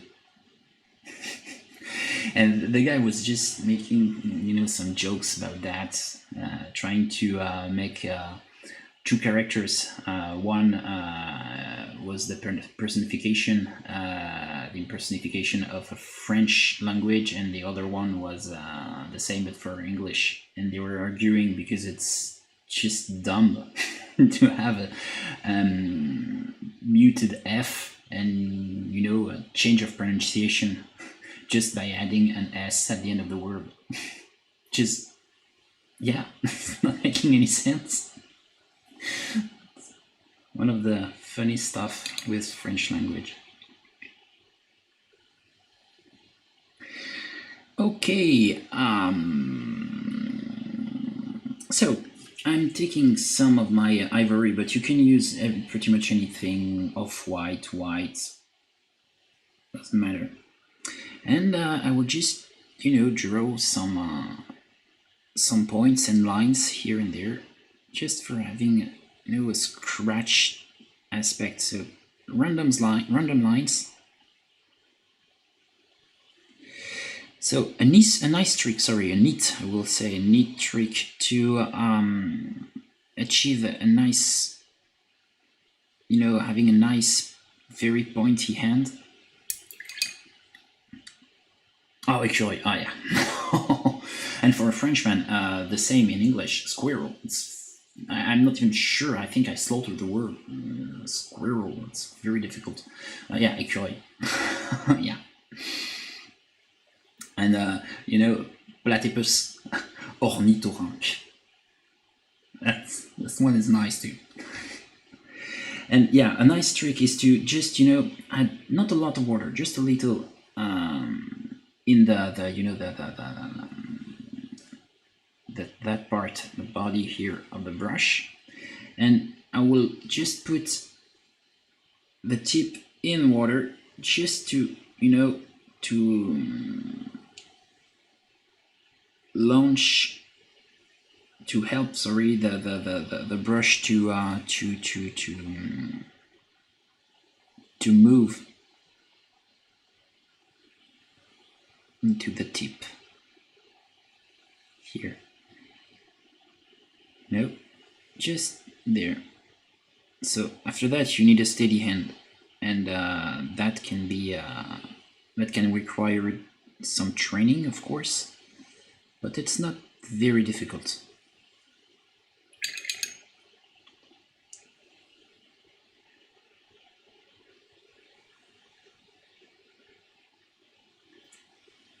You mean squirrel?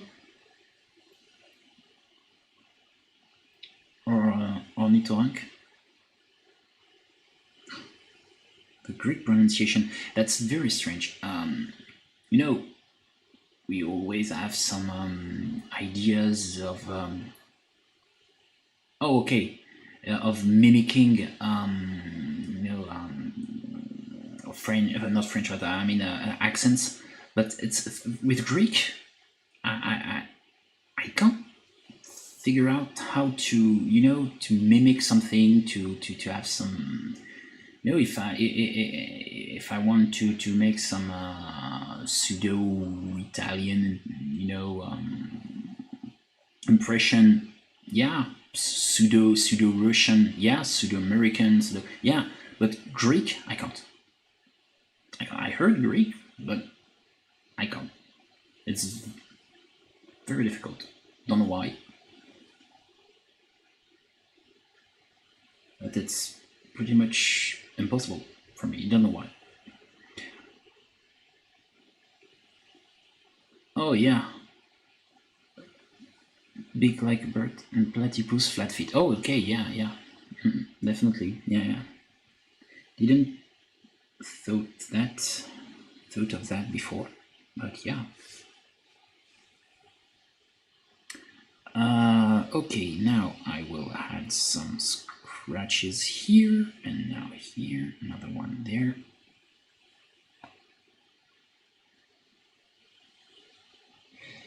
So the nice part with this technique is just that I will use some glazes to color those scratches. That's why I'm painting them very clear, very light.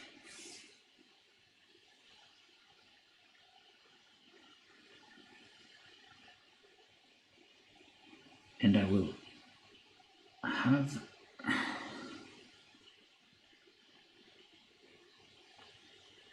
I just, when it comes to Greek, I just remember that I enjoyed to hear Greek, but I don't know. It's very strange. I can't make something that can appear to be some kind of a caricature of Greek. It's impossible.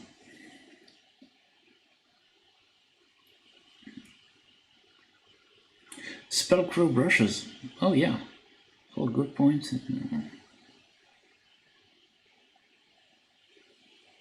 Oh yeah, small belly. Yeah. I think it's a little like Raphael, the 8013 brand, which has a very small battery. These are very narrow but quite long, long bristles, very narrow head. Yeah, Winsor & Newton, this 7 series, or series 7, it's great. It's very good.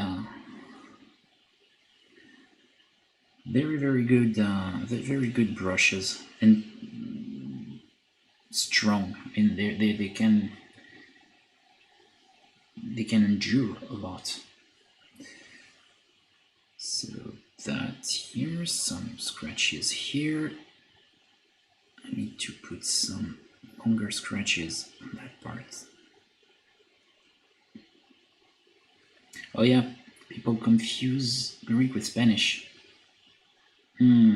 Okay. I should try to practice more my Spanish. I watched some of Midnight Sage in Espanol, but it's very difficult. I have almost no recollection of of Spanish.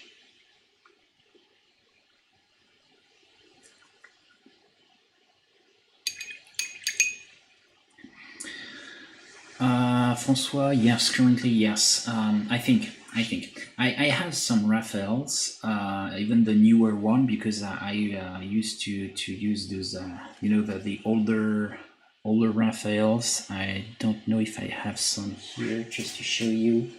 No, maybe I don't have any old, just under the exit. Yeah, something like that. Yeah. So, we used to have a very narrow handle, and after 2012, I think, they just had this, this thickness here, this big stuff on the handle, and the sable is not what they used to be. It's less nervous, it's not very solid. You can easily find some that will split in two. So yeah, some people had some problems with the Winsor & Newton, but for me, I switched to Winsor & Newton as my main brand because the tip is good and it's a very solid brush. Ouais, je disais juste, je préfère maintenant ces pinceaux-là, les Windsor, parce que les Raphaël, on a vraiment perdu en qualité depuis qu'ils sont devenus plus épais, depuis voilà.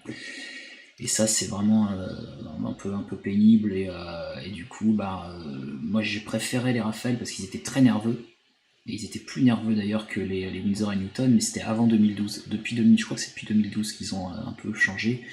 Et ils sont moins nerveux, ça me plaît moins, et souvent ils se pètent en deux, la tête est pas bonne, donc j'utilise des Windsor qui sont vraiment bien, pour l'instant en tout cas. Même si quelques personnes ont eu des problèmes avec. Rubloff, yeah, would love to try them. But I'm very reluctant to order brushes online. Love to check the quality before buying anything. So yeah. In France, we have the brand Leonard. Definitely would like to try those. I heard some fellow painters saying that they were great, but I would like to try. So now we have some scratches. I will dilute maybe some English uniform, since I have a lot on my palette. So dilute that here. and I will put some glaze. So it's very, very loosely applied.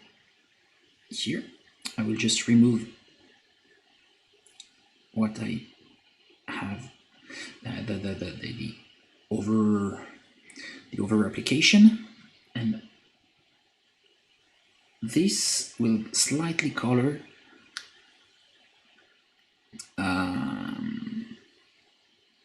the white, the ivory parts. So it's one way to achieve a nice look. Oh, you're lucky to have a shop in Athens that sells Rublev. Yeah. Oh, great. I really want to try to find, you know, some cheaper brands, even cheaper than Raphael, which was not.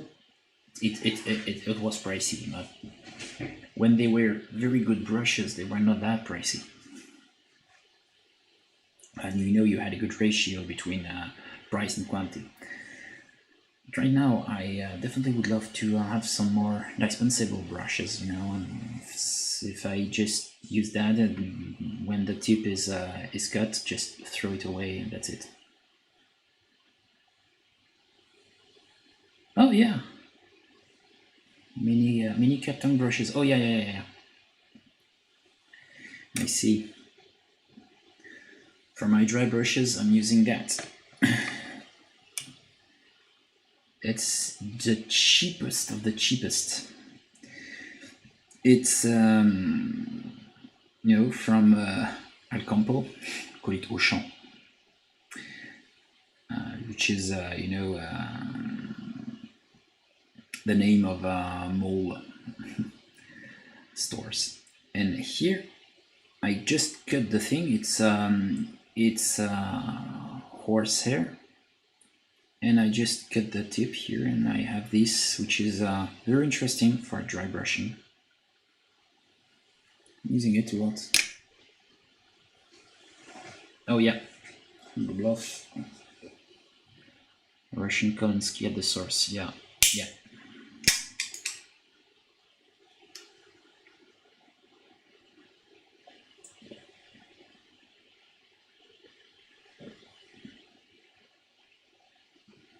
Oh, you think, Kenneth? Actually, for freehands, for you know, free-handed stuff, I tend to prefer to use longer brushes. I used to paint a lot with short hair brushes from Raphael. The 8400 series, which was kind of interesting because what I used to like with those short sable was the fact that they didn't pump back. You know, when you're over applying some paint, you can pump it, specifically when using watercolor. And those paint, in French, we have a name for that. We call it repique, for those short sable brush, and you can't pump a lot, so you just they just spit every color they have in their belly, and it's very interesting for wet blending techniques. So yeah, those very short hair can be quite interesting to add colors, add layers upon layers upon layers in the you know, in the wet blending techniques, in which you can add colors on top of fresh color. So you don't want to pump the previous layer. So yeah, that's why I used a lot those short saber brushes. But since I work more with textures and with free-handed stuff, because I like to, you know, I will show you some free-handed stuff I love to make. Stuff like that, you know. It's an old Celestine. So for those patterns, I found that it was a little easier, at least for me, to use a long bristle brush.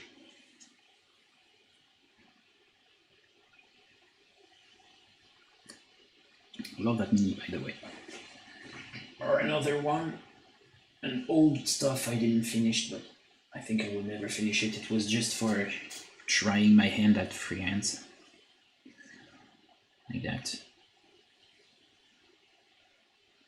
It's an old Space Marine captain. It was kind of funny.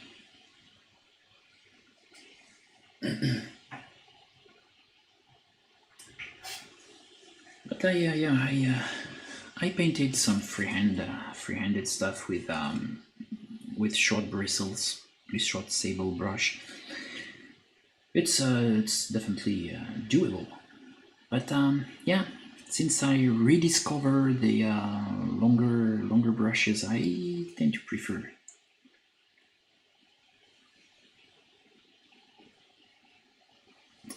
Yeah, the Chinese Kolinsky, yeah. Maybe I considered, I don't know if it's working or not, but I considered to put some current, some electricity, through the bristles, just to see if I can have some some of this nervousness, because right now it seems that a lot of those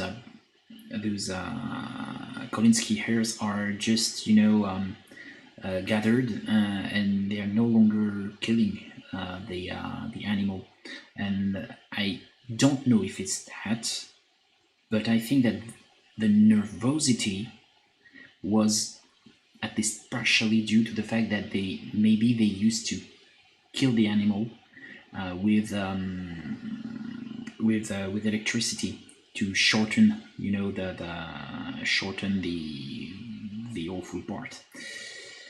Since I heard, no hard proof on that, but I heard that the brush makers used to find their Kolinsky in the scraps coming from the remainings of the fur industry. So I got no hard proof on that. Not 100% sure. It's something coming from discussion, online discussion, stuff like that. But trying not putting always not having my brush with electricity, but just trying to run some high voltage current through the brush, just to see. I know that I will most likely end up burning the bristles, but if I can find, I just want to try something to have this nervosity, but I don't know if it's will working or not. Maybe it will not, and maybe I'm just completely wrong on that one. But this is something, since I really want to retrieve this nervosity I love from older Raphaels. Yes, this was something I wanted to try. But yeah, concerning regarding this idea of the remainings of the fur industry and so, I have no hard proof of that. So it's just some stuff I heard. I'm not 100% sure. So, but I heard that. So yeah, don't know. And oh, thank you, Kenneth. Thank you. Thanks a lot. So now I will just add maybe more yellow because, oh no, more orange. For leather, orange can be great. So we'll just dilute a lot of my orange, and I will continue to glaze some parts just to see.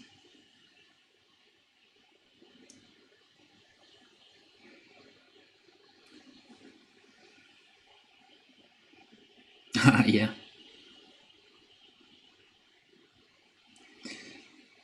I don't know if it's possible, but maybe if you if the people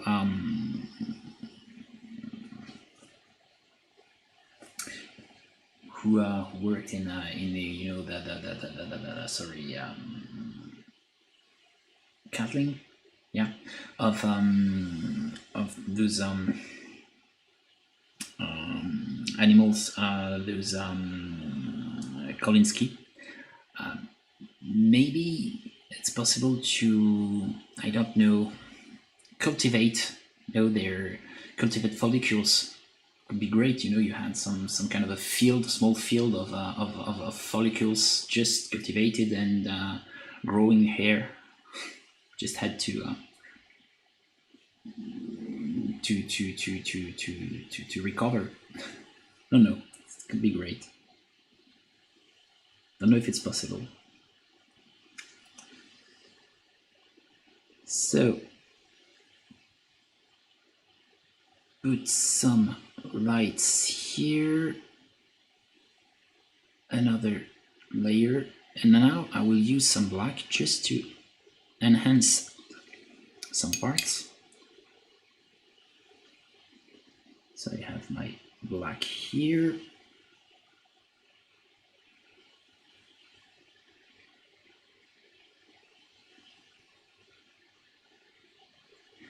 Now, with my black, I can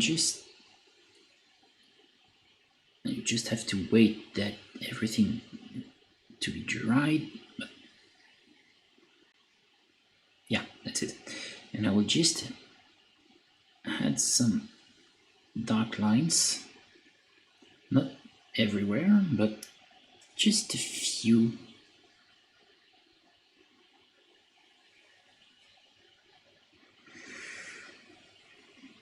Yeah, but I heard that a lot of now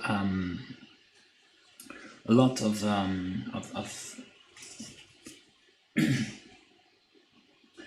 of Kolinsky hairs are no longer requiring the killing the animal. There are some stores online very entrenched in this idea of not killing animals, and they just shave they shave off the hair from the tail. So it's just a nice cut of hair and nothing more. And I don't know if it's that, but maybe that's why paintbrushes have this tendency to be less nervous, but I don't know.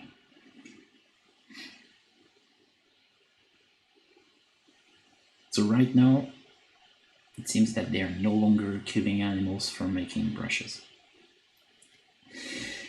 Everything is very opaque. It's very difficult to know what's happening behind the scenes, of course.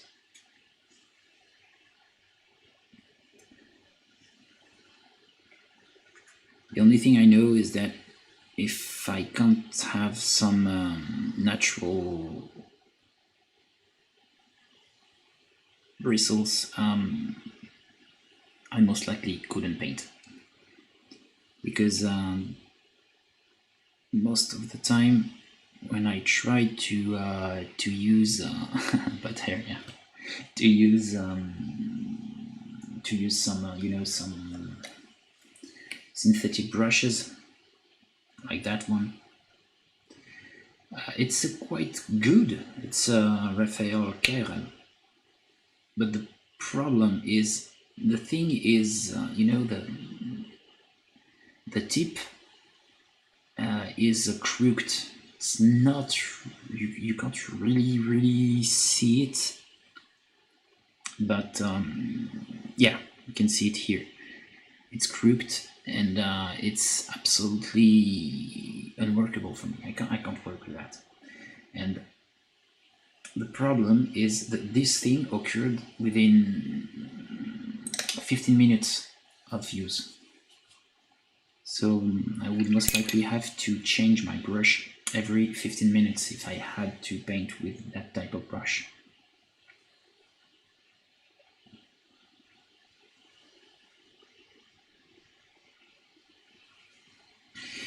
Okay, now here I show you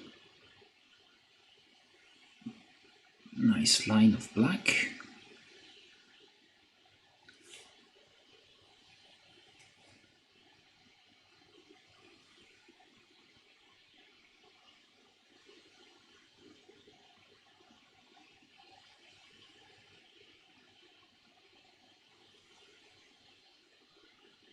Can just put some, just a few dots here and there.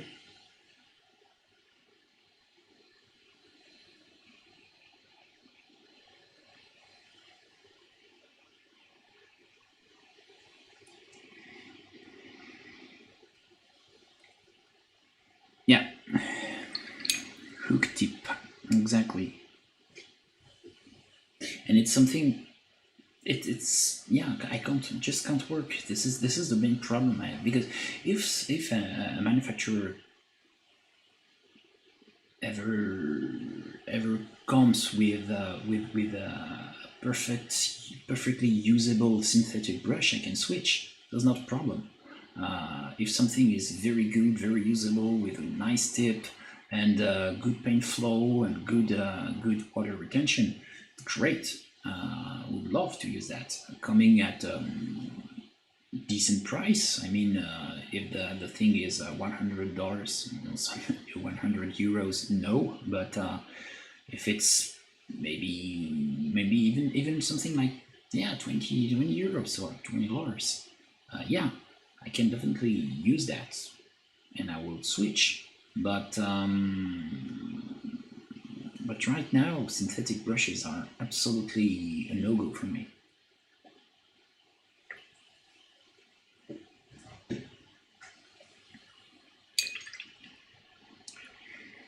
So now I will just use some of my maybe some my yellow. I have some. It's called cold yellow.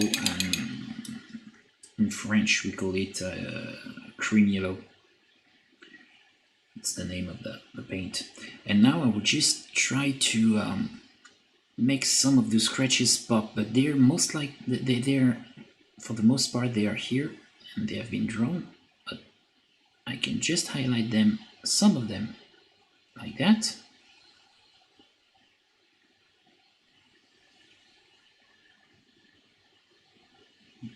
Add some other scratches, and that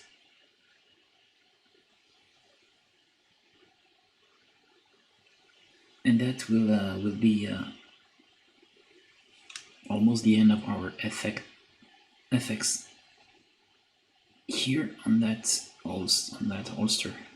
Yeah, you said, Joe, you find the best synthetic comes from Da Vinci, the deep green handles one. Yeah, maybe I should try this one. Da Vinci, I know that we have some. I can't find them here, so I should try them.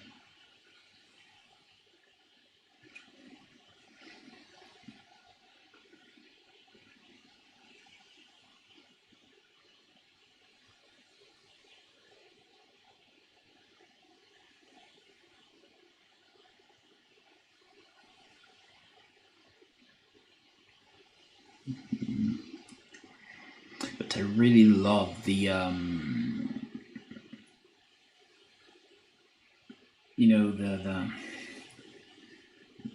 the way I can work very precisely without struggling at all with this Winsor & Newton.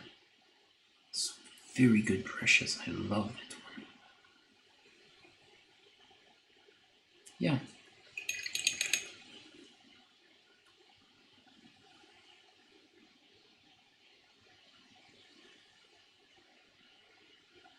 Oh, okay. When it comes to watercolor, for example, I had some very good. Maybe it's Da Vinci, but it's not that serious. They have a black handle and very dark synthetic, but dark bristles. Very nice brushes. It's flat brushes with used bond something semicircular at the tops, at the tip, and another one which was just a flat brush and some Gitstompa. They were very good brushes. Maybe it's Da Vinci. I don't know. No, I don't have them here. It's see, yeah, I have one. Sorry, pardon my French. Oh no, it's Leonard. That one. It's quite used. Very nice brushes. Really like that. Maybe I use that one for a bust.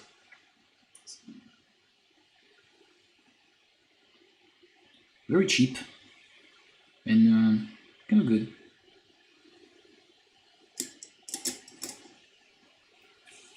So no, it's not. Was not.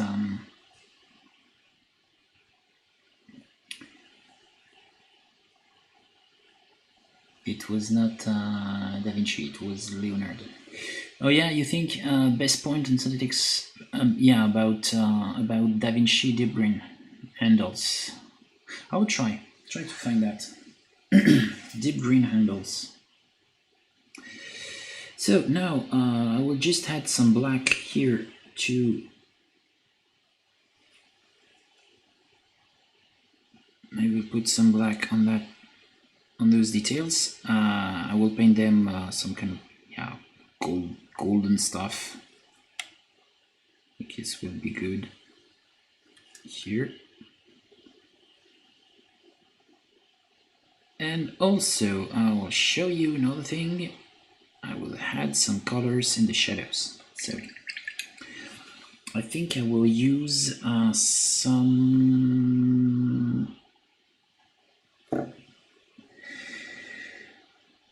It's called in French bleu marine foncé, so deep sea blue, but it's a greenish. It's a greenish hue of blue. So it's kind of strange because marine blue is more something, like ultramarine, more on the purplish style of blue. No, or violetish.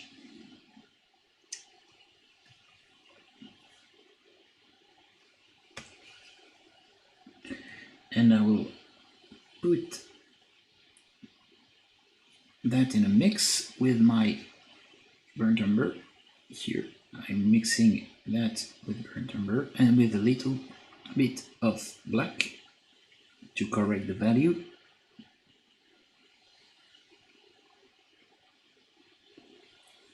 And I will use that as a shadow. I love that mix. I have a very nice one I love to use with watercolor instead of using any type of course, of black. Nice stuff is to use burnt umber, which is actual burnt umber, so something reddish, and some French ultramarine. Mix the two, you achieve a beautiful, almost black, but very transparent, very nice, and very rich dark color. Da Vinci Nova. Okay, we'll try that. Da Vinci Nova. So here, just put some shadows. I'm creating just here something. Some shadows here. Not too much, just a little. There. And there.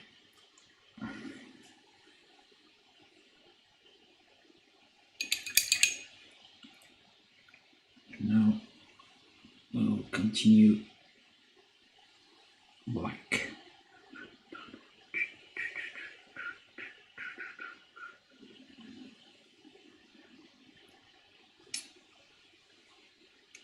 For the moment, it's I love to listen to psytrance, which is funny as hell. I love that music. It's very funny.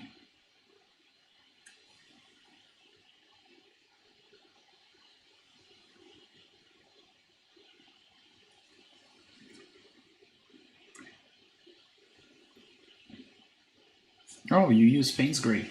Payne's Gray. You mean my mix is close to Payne's Gray? Yeah, definitely. But I don't know. There is this with Payne's Gray. I don't know. Maybe it's just mine that is that's this tendency to flocculate a lot. To have some grainy stuff in it, which is one of the beautiful stuff with one of the main quality of watercolor. But I love my watercolors to be smooth. So yeah, prefer to avoid over flocculation. So that's maybe why I prefer to stick to my small mix.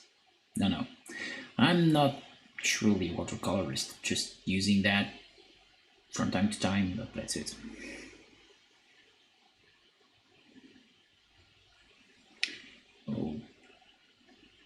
Okay.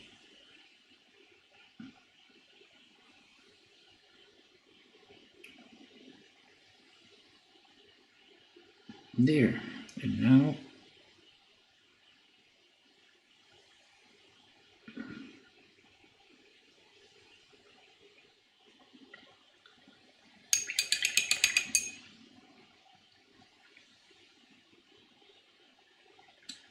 put some black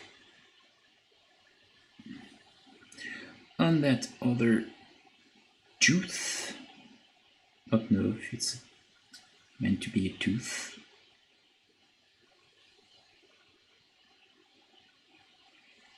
But I will say that it's a tooth. Depicting a tooth, I mean. Yep. Yeah, okay.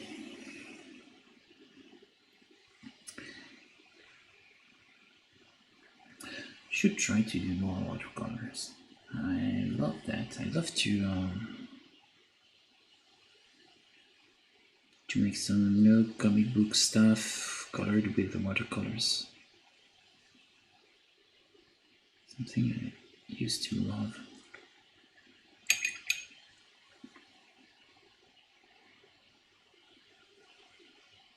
Oh, okay. Yeah, from Bourgeois. Sorry, Newton critics. Okay.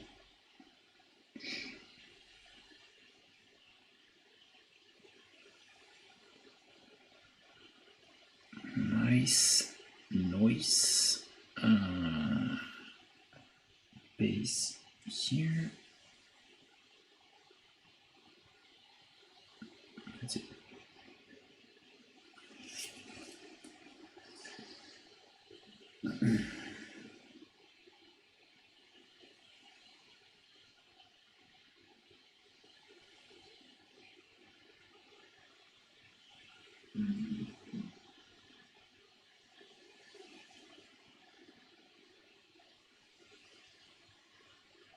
Sorry, I just need to find another compilation.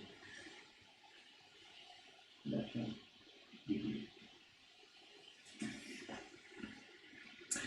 Yeah, for my watercolors, I bought some Winsor Newton and another one from, I don't remember the name. It's a very, very big brand, very well known, not Winsor Newton.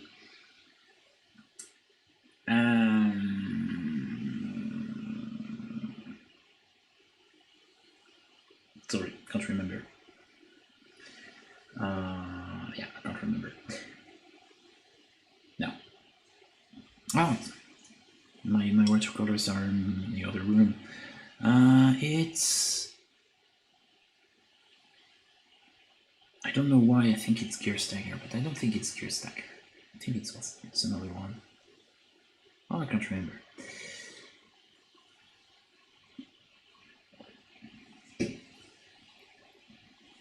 Okay, so the same. Put some here. We'll put some English uniform.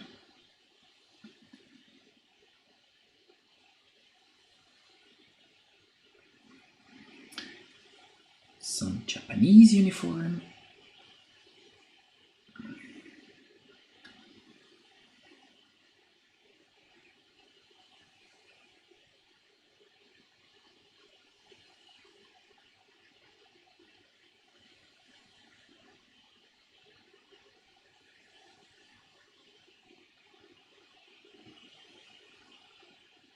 Japanese uniform here.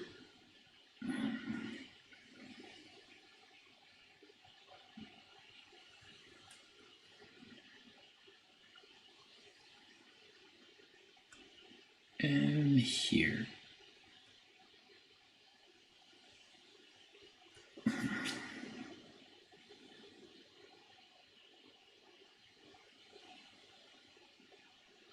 Great.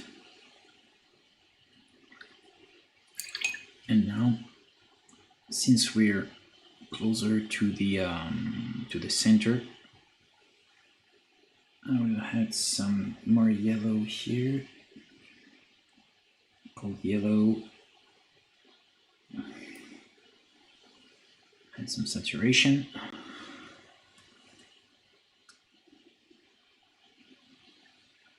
Oh yeah, €2. Big pen. Oh, great. Know the half stuff.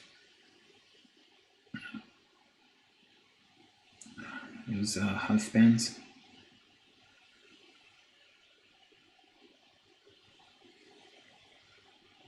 Okay, and another one. Here, just some artist quality. Oh yeah, okay, yeah. So highly pigmented. I'm pretty much using only that, even though I'm making, some studies or stuff like that. I really prefer to use higher grades.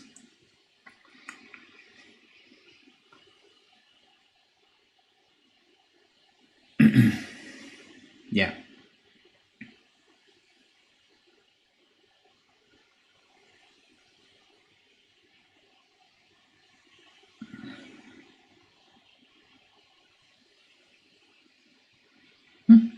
It's making me think, for me, watercolor, comic books, and those ready-to-use watercolors ink. I like. I don't know if you have the same. If it's the same name everywhere. We call it Ecoline here. It's a brand of ready-to-use watercolor ink. It's strange, but yeah, something just like ready to use. And it's making me think of Marcelo Berengi. A lot of the trend of my thought is just wild right now. And yeah, I found some nice gray pepper from Clairefontaine called Paint On. I'll definitely try to use that. Make some some trying my hand at realism with mixed medias.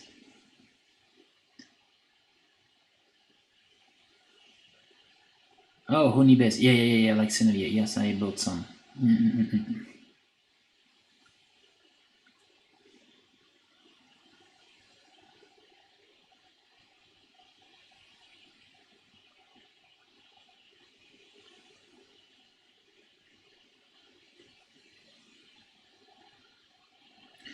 Now my final highlights here.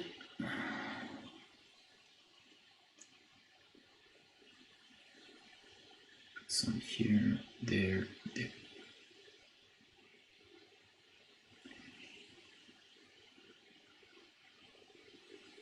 Great. Echoing by talents, exactly.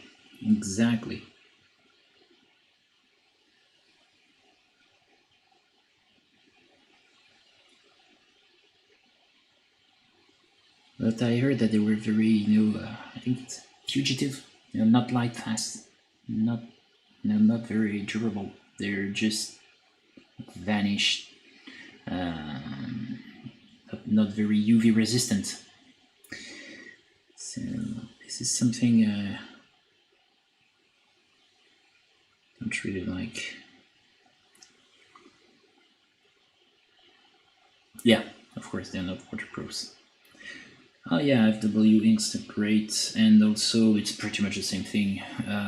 Liquitex inks are good, but it's the same product, I think.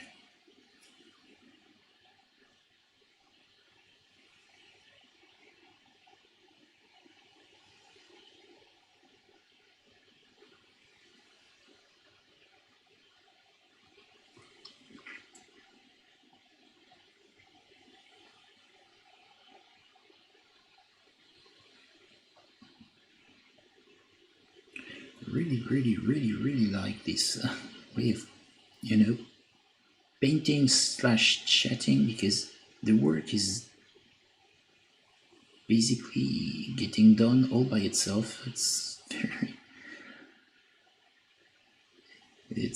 really nice for me. Just oh yeah, ecolinks, yeah.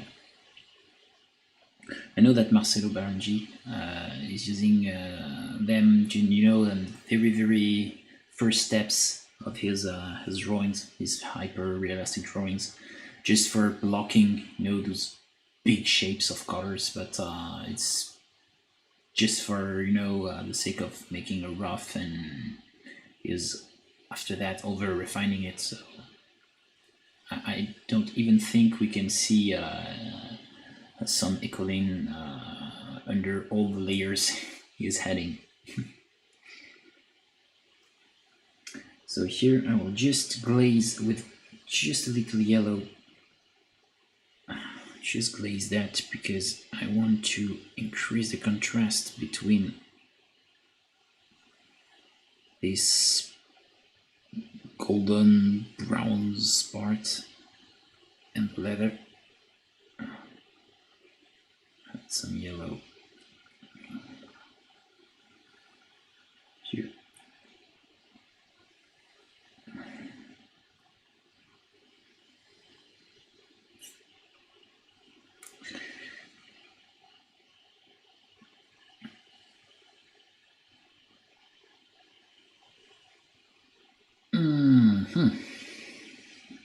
And now some ivory, just to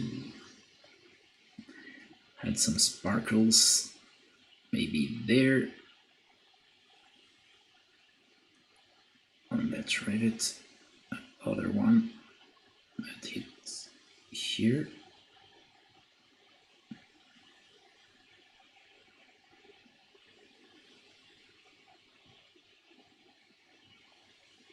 And that one here and there. I think this will be enough for that part.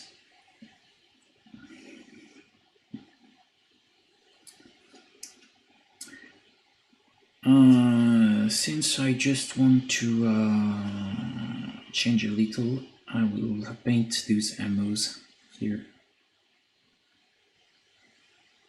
So first I will block some black. Thanks a lot.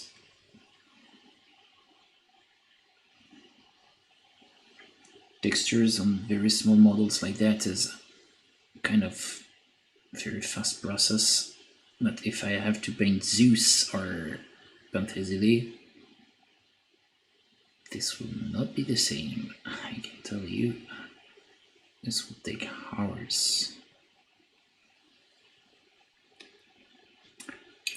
Freaking hours. Okay, so I blocked the main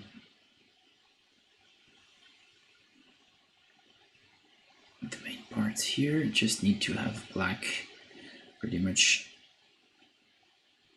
everywhere. Don't want to have something unpainted. So there, there. Okay, that's it. Just put that away.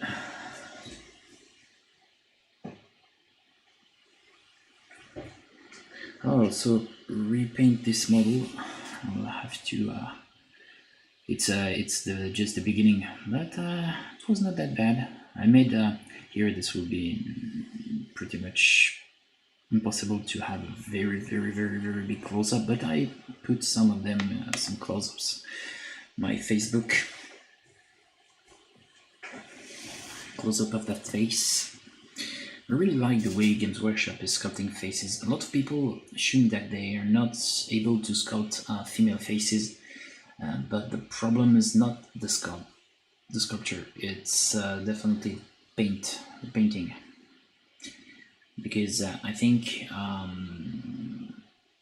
Heavy Metal team, I think they don't have enough time to paint nice faces, because having a nice face, specifically when it comes to female faces, it's quite a long job. It can take some hours to achieve nice results with a lot of those very soft tones, those warmer, colder one, those disintrication, the complexion, everything blended together. This can be very time consuming, and I think they don't have enough time. So that the faces are really well sculpted, but not very well painted. Yeah, that's right. Now,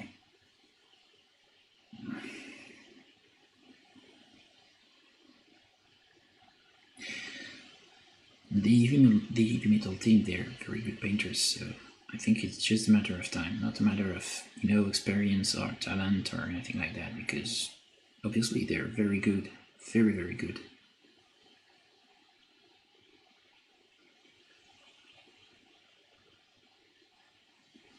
Here, putting some colors here and there. Yeah, I think that's it. Very tight deadlines, yeah. It's most likely that, because they're very good. I remember some very great paint jobs coming from some members of the team.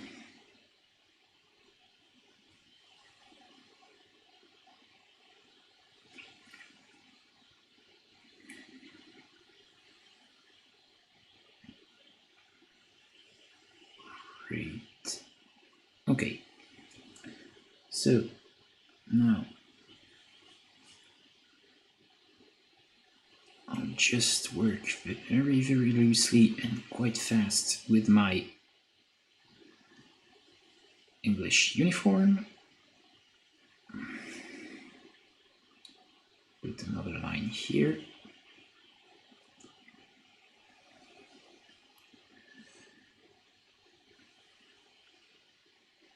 One thing I don't know, I think this could be great if Games Workshop just try to create a, I don't know, some kind of pure range for painters, like I think Corvus Corax made that with Infinity. Some models have been created, like they created some busts, some higher scales model just for collectors. I think it could be great to have that with Games Workshop stuff. How much they get? You mean as an income? Don't know. I think they're paid not that bad. I heard that they were not paid that bad, but I don't know really if it's enough or not. But since they don't have to worry about having commissions, this could be a very good point, good selling point for that job. I don't know if they are earning a lot. I mean, not a lot, but decent wage. I don't know. I hope for them, because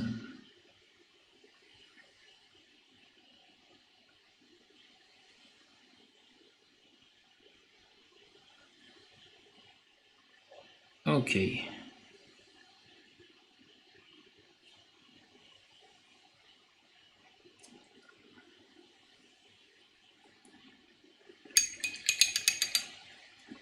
And now I'll just use some of my gray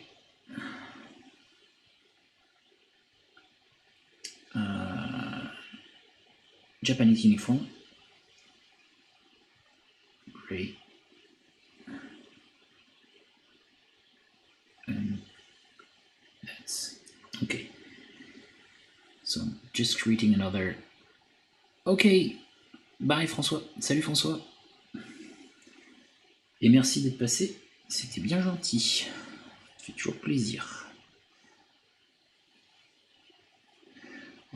Okay, so here lights, but you know, very desaturated one. I'm just playing with saturation here, almost not with chroma, since I don't want to drive too much attention here. The painting automation can easily turn to yes. I mean, you know, I made some of them and never earned enough. You know, I made some. I'm not, you know, I don't want to sound entitled or anything, but I made some nice, I think, very nice paint jobs for almost nothing, you know. But it was, you know, it was a deal. I knew what I would earn, but yeah, I just spent too much time just to have, you know, the very good looking mini, and I made stuff for 75 euros. You know, 75 euros for not that exactly that type of work, but something quite close. And yeah, it's not enough. It's definitely not enough. Because in that price, I had to work a lot for, you know, having a nice preparation for the mini, so it was very time consuming. And yeah, I didn't earn enough. Yeah, I was painting that, so here just put some there. Okay.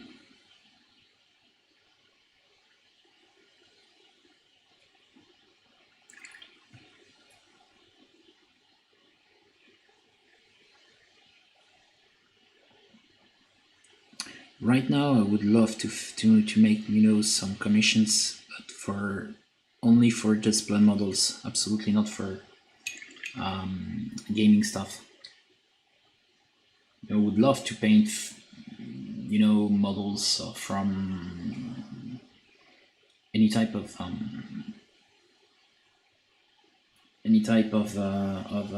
display stuff. You know, something like Fantasy Mini from, I don't know, Chimera. I know they have a studio, I think. Oh, maybe no, they're using some freelancers. I don't know, but you know, those type of brands.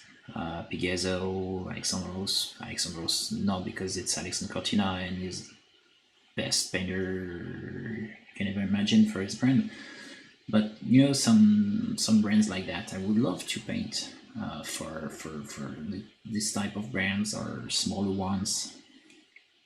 Yeah, no, 75 euros not enough. No, absolutely not. Yeah, Yeah, specifically, there are a lot of stuff that people are not seeing, even the professional ones. I'm correcting a lot of stuff, and I mean the preparation. I think I'm one of the few guys that is almost over preparing every figure that has been given to me. I'm using a lot of stuff to have the almost perfect surface, to have almost perfect blendings. If I mean, I don't want to have any type of roughness on my paint due to the surface, to the state of the surface. So if I have anything rough, I want it to be genuinely painted, for having any type of roughness.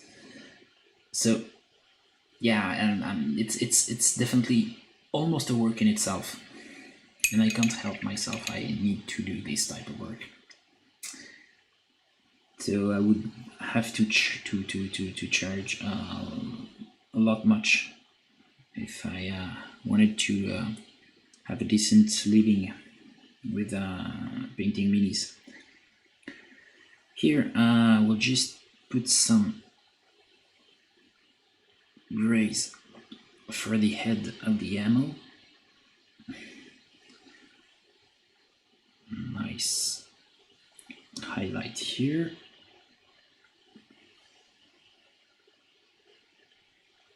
But right now, even a free gig is could be something I would consider, because if it's that or nothing.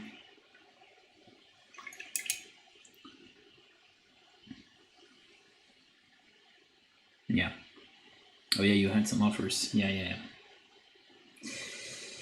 Yeah, if basically you have to almost pay for working, it's not manageable. Here, I want to expand just there, so we'll do that. Yeah, I don't want to be out of frame. So maybe with my my YouTube channel, I want to try to be more like an and sorry for the bad word, but some kind of an influencer, someone who give his thoughts about stuff, about techniques, about paints. Maybe it's more manageable for me since I know a few things about painting. I don't know.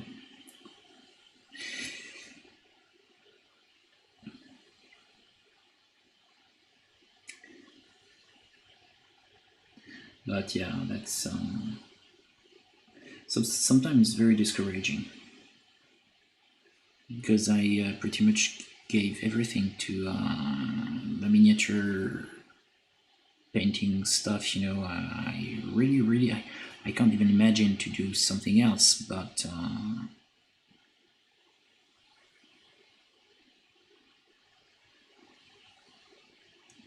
it's just as if I had no purpose in my practice, and this is something I sometimes I had some some very dark thoughts about that.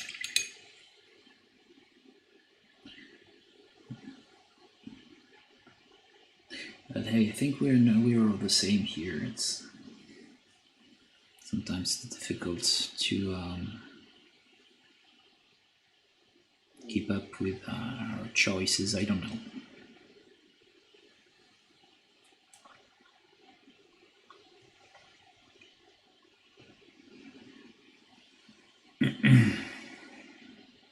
So here I have some nice looking ammos.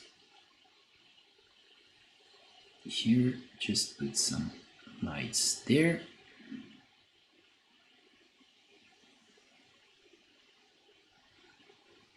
Yeah,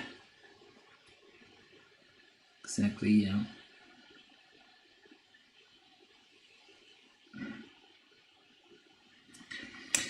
And I'm also struggling with the the demand, because most of people ready to pay some kind of a good price for work. They want armies, and I don't know how to do them. I don't know how to paint armies because I don't know how to stop. I don't know what's acceptable and what is not because I never played. I'm not a player. Definitely not a player. Never played in my life with figures. I mean, I love to play with video games, but not with figures. So I don't know what's acceptable and what's not. So the only army I made, the guy just ended up having studio finish for every one of his miniatures. I have some friends that are still mocking me for that. Yeah, I just don't know how to paint armies because it's not a job. It's not the same. Some people just said, yeah, you can do quality, so you can lower your quality. No, I can't. I'm not wired like that. I just can't. I don't know what's acceptable and what's not. It's.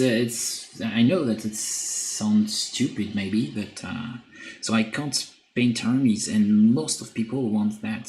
They want armies, and the guys who are thriving are, for the most part, I mean, at least in France, are people who are able to make everything. They're able to paint armies. They're able to paint studio stuff.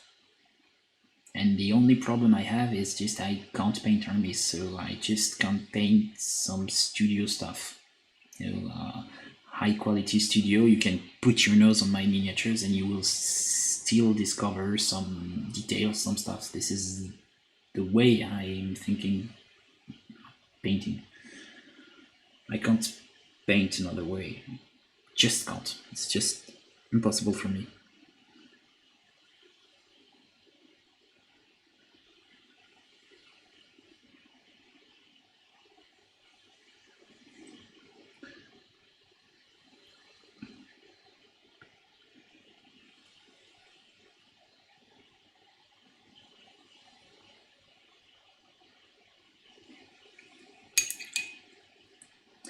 Okay. Some here. Remember one gig I had to paint, some digital camo on 28 millimeters, true 28 millimeters figure. Feminine, so a female. It was a female commissar, or I don't know, something, proxy from Games Workshop. You can still see the miniatures. This miniature on my maybe on my Instagram. I don't know, on my Facebook account. It's an old one. It's still sold. It's a brand from a store called Obimax. So HOBBY and Max MAX, and it's a store in northern part of France, in the city of Lille.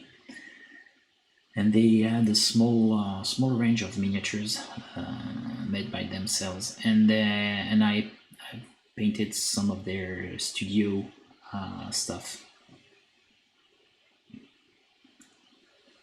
Oh yeah, don't take commissions in pyrography. Yeah, that's the problem. Problem of the price, yeah.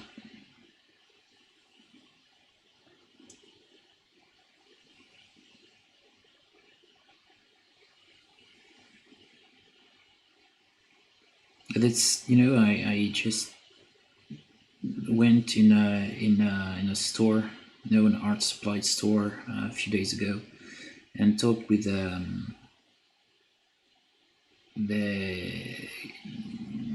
cashier. I don't know how. Yeah, I can say cashier. The woman just managing the store, and she just said that it was very difficult for her too, because she was working. She was working overtime here, and she just showed me some pictures of her work. She is a watercolorist, and yeah, the work she's making is really nice. There is talent. There is something. She is in a good path for having solid work, but that's very difficult for her to try to make a living with her creations. It's always very difficult to be paid the right money. So here, just some specular highlights. I don't know, there are still people watching my painting process, so I'll just explain a little here. Since it's the more I go into the box, the more I will try to have only some sparkle, some specular highlights.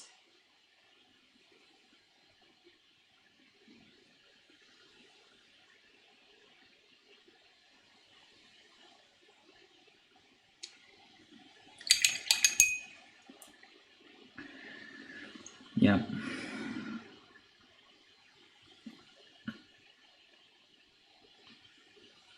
Here, just put some little dots, a little line, and a little dot here, and there. Okay.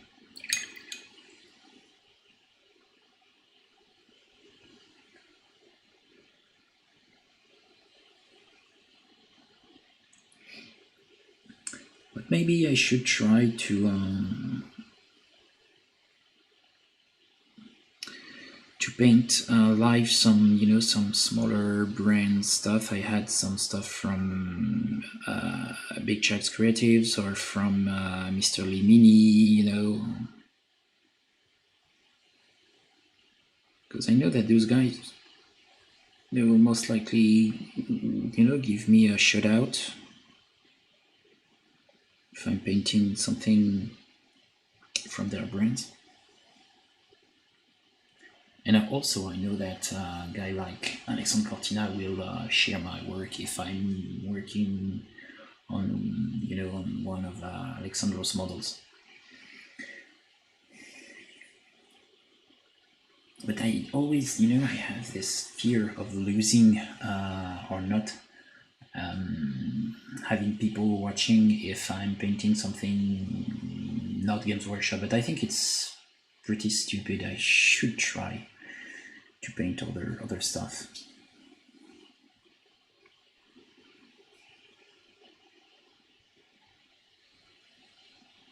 Maybe if I just try to that yellow, orange. Yeah, it will be good. I will use that for the box. We'll see. Yeah, I should. Yeah. I should push more my sculpts, and I should I should make more videos about sculpting. And I finished at least 2 of them, but I need now to cut and to make them in products. Yeah.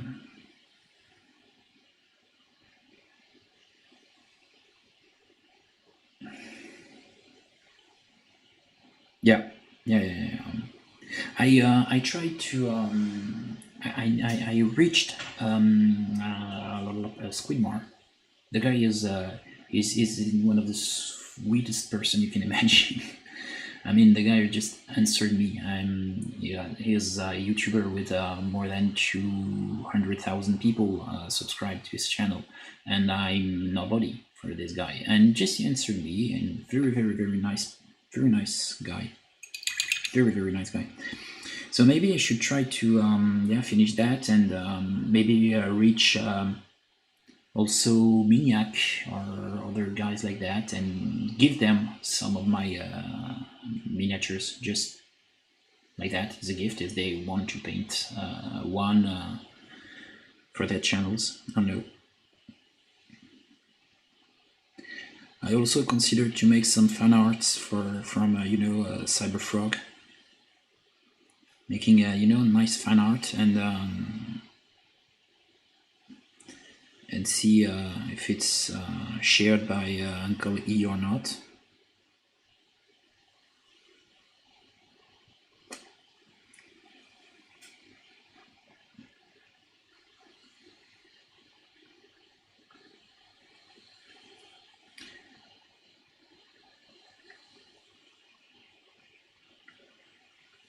Okay.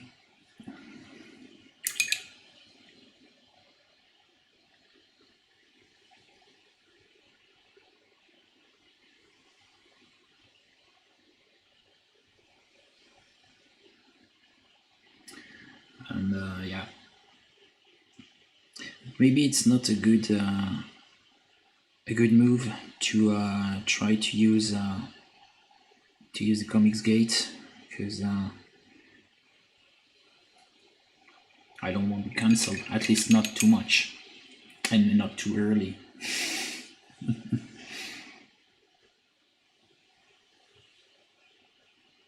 Yeah, maybe some for giveaways, maybe some of them painted.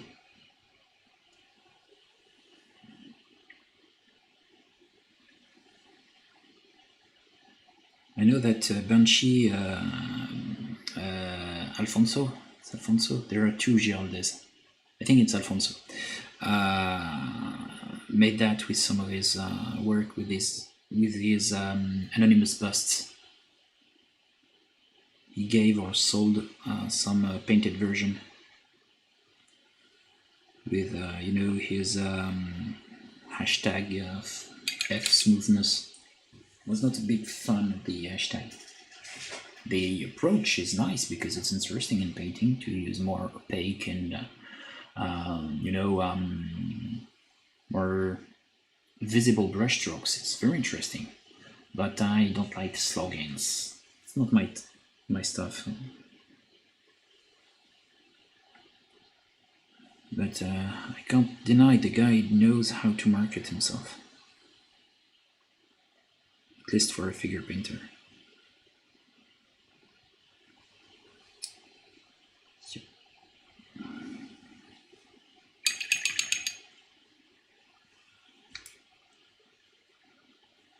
Yeah, maybe.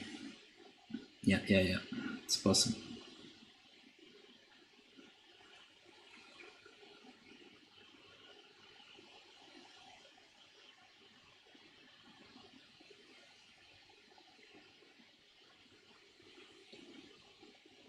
When it comes to the history of CG, I can understand why the thing is so polarizing, but right now I don't know why it's so, like they like to say, problematic. I know that there are some shady stuff occurring, in the financial aspect, but apart from that, the guy basically ruling the CG EVS with his all caps comics. It seems to be great. I mean, his business is growing and it's thriving. Just fidelizing 3,000, 4,000 people, not trying to overgrow, and yeah, it's genuine and shrewd market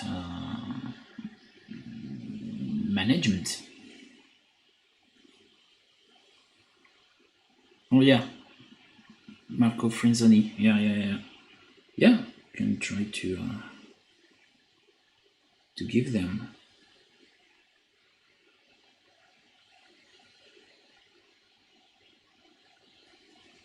Okay, more orange.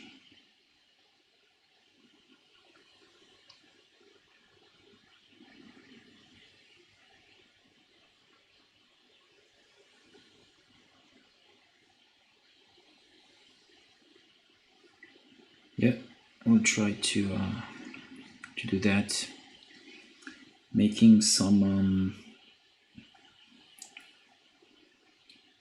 stuff and sending them. And maybe I will do also some do that for French painters. I know a few of them.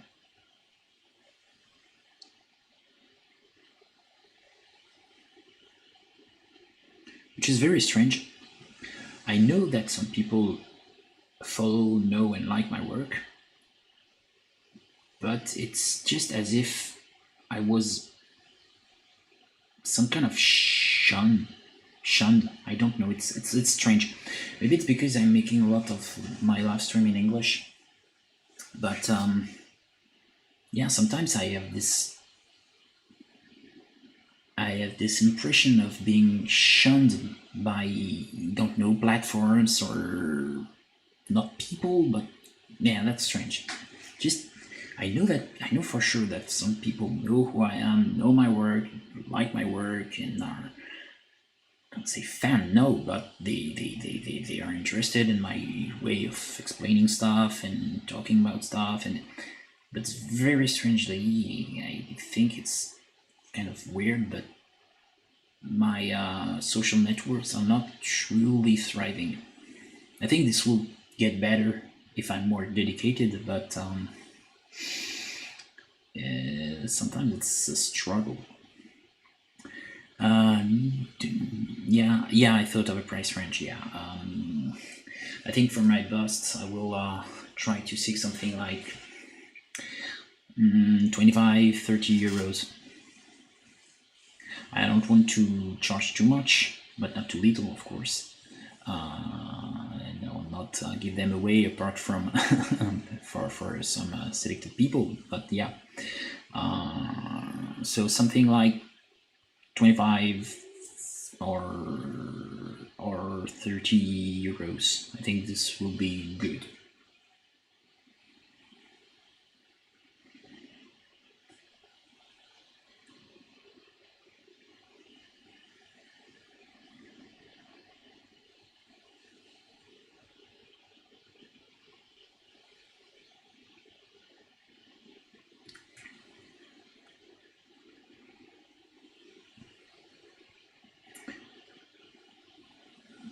And yeah, for maybe if because I also have some 20mm stuff, so maybe something like 9-10 euros for smaller one. I have one or two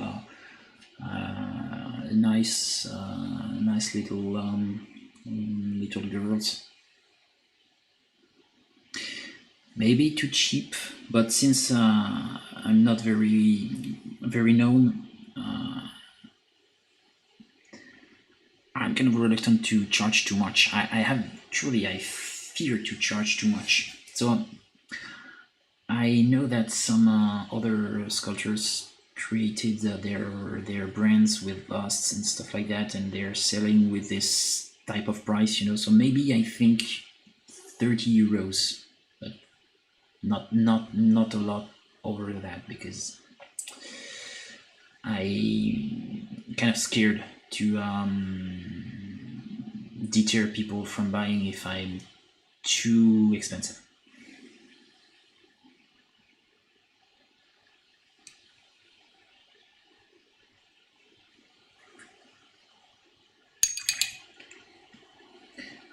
Here, orange. I really love to put orange everywhere. It's wonderful. Here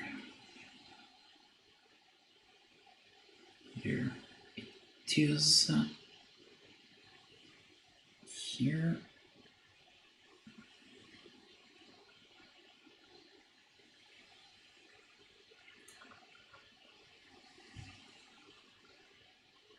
Yeah.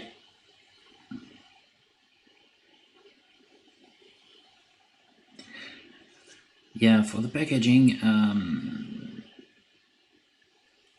I love one thing. I don't know if I will stick to that, but I love, sleeve packaging. You have if you just figure a box, nice cardboard box, and you have some kind of a sleeve surrounding the thing. You put your box into the sleeve, just like those boxes from Alexander's model, the older ones. Just give me a sec.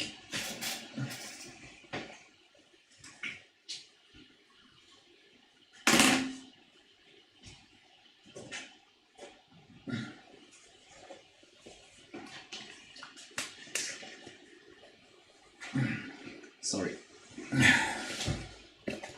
Little advertisement. Also, those boxes with you have the box inside the sleeve, and the cardboard is great, and I love that type of packaging. Matchbox style. Okay, yeah, definitely.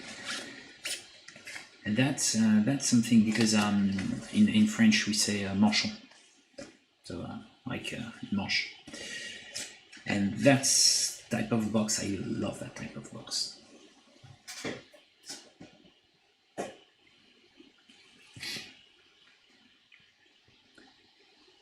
I really love that. And I think it's you have something. It's yeah, luxury. This luxury feeling. Yeah, I like that. Yeah. So here, just have to put some. I just forgot that one here.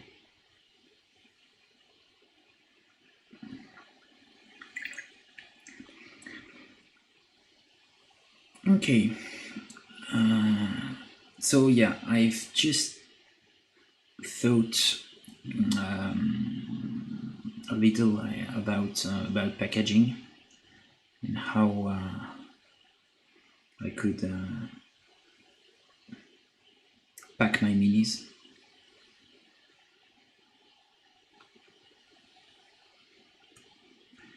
And that type of box is something I really like.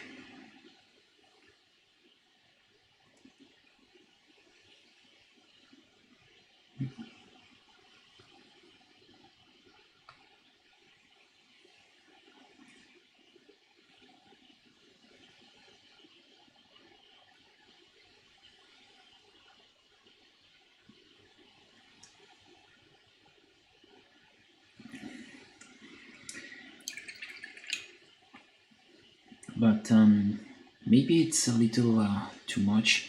I know I have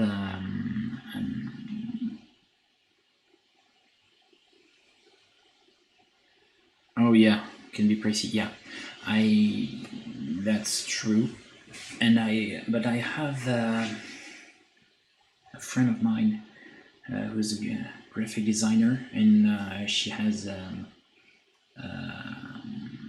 lot of experience, and of course we'll try to pay her, but she was pretty much okay to try to build the overall aesthetic of my brand, including the design for the box, and maybe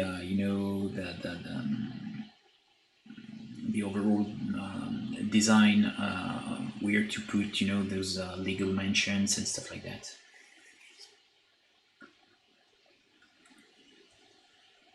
Yeah, I think I will do something like that. She gave me some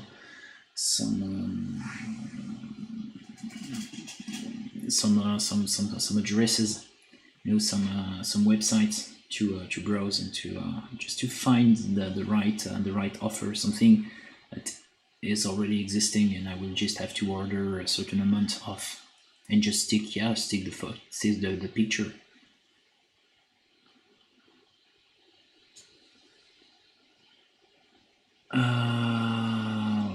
Yeah, well, yeah. I need to put some here.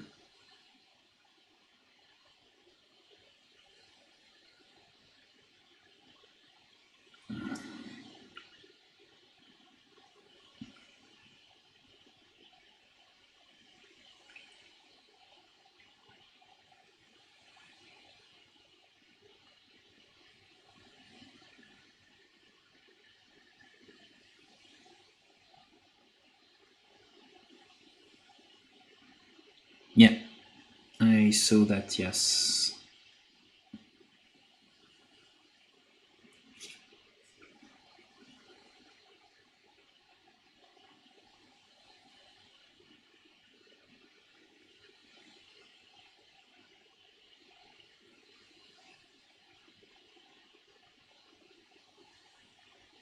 Yeah, that will be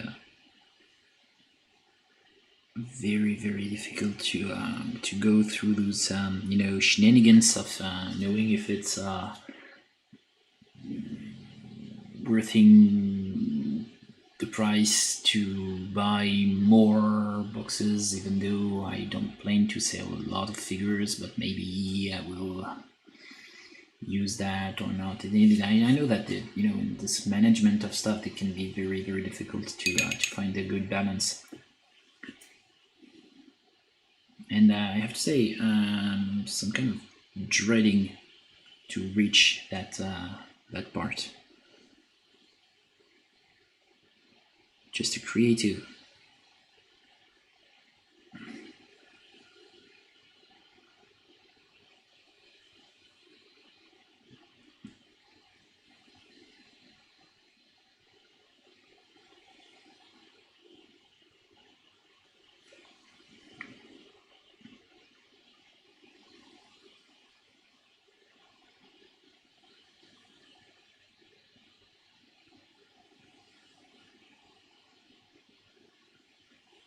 Yeah, craft paper box. Yeah, and printed sleeve. Yeah, could be great.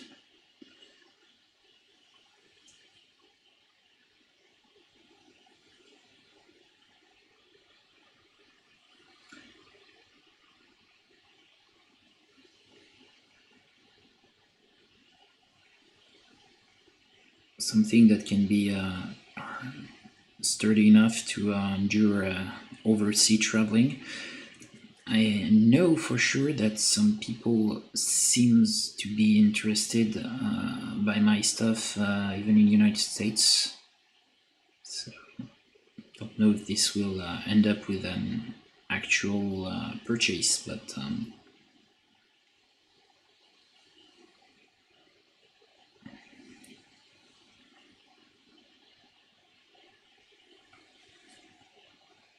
if I ever manage to do another contest, I will have a word with Alexandre Cortina. I know that the guy is sweet and very nice. Is very, very nice man. Maybe he can also share his experience with me and how he managed the growth of his business.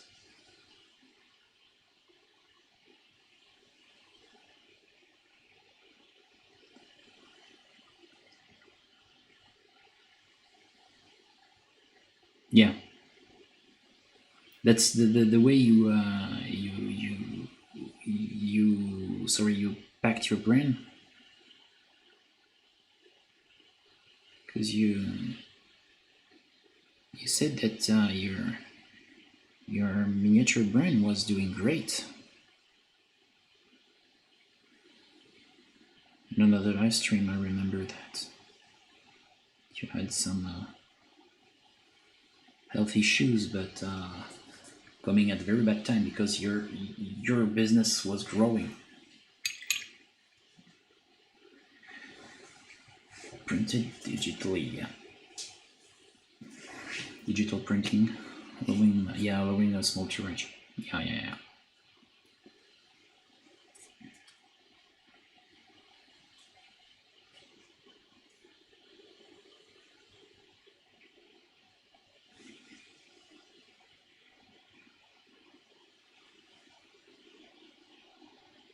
That's also why I'm very, very happy to have someone who used to work in that type of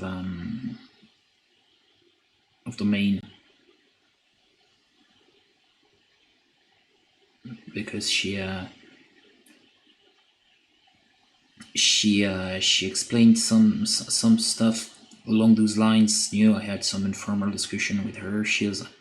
she's a friend of mine, but she's the companion of one of my closest friend.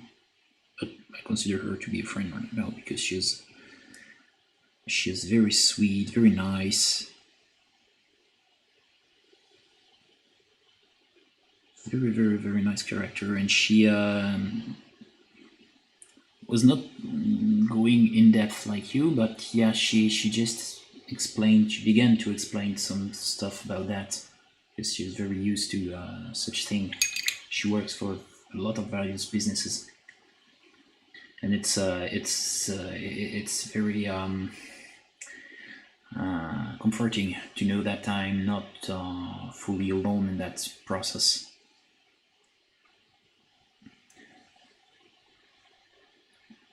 Yeah, offset printing is great for larger quantities. Yeah, okay.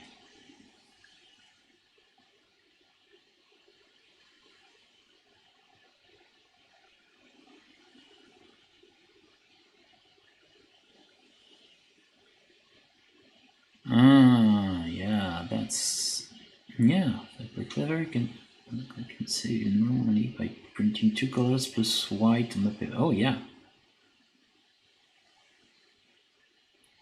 No, I would not have thought about that.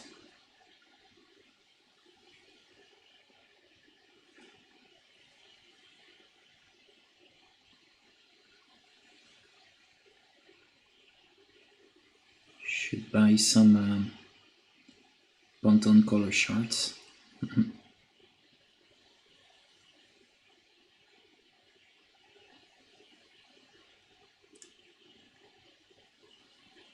I remember you two. You're a graphic designer also, I think. So yeah, thanks for the insight.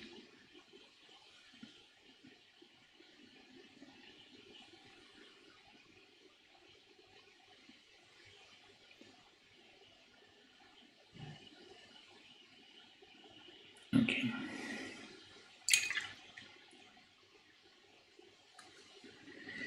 Yep, I will have to find something like that to yes, to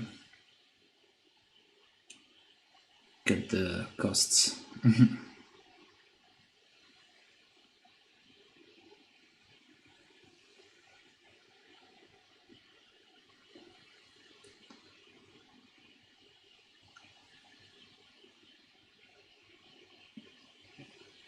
Yeah. Okay, already made, so you can have combined four colors. Yeah, okay. Oh, you didn't know that. Okay, yeah. Already.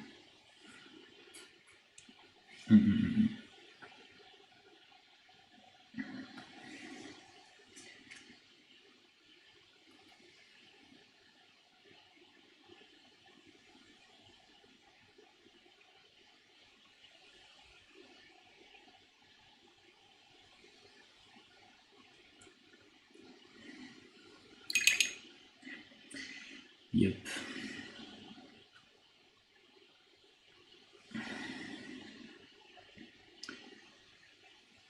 That's where I have to come to the one of the natural conclusions that I'm truly only some kind of a I'm a little dumb. Like I'm creative and I should I mean this would be more comfortable to have some kind of a boss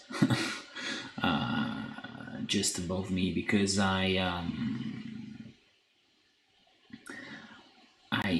kind of feel overwhelmed by that. It's a struggle to even just create something. So if I have to add this this the fear I have of every other aspects, the business aspect, the truly serious aspect, I almost feel overwhelmed already.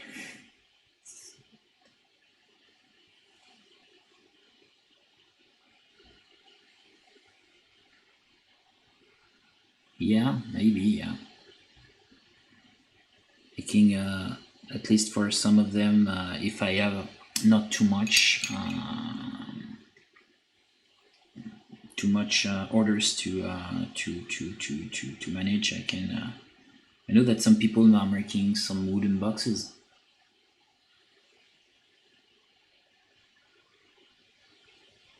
Oh yeah, that can be very, very nice, yeah.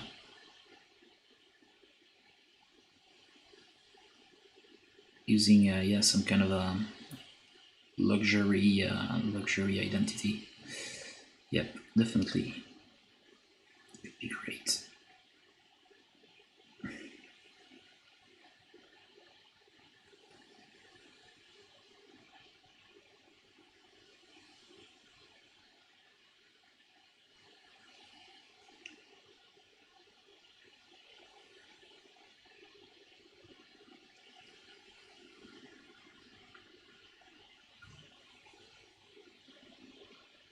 Yeah, nice logo made into a seal. Yeah, that could be very, very nice.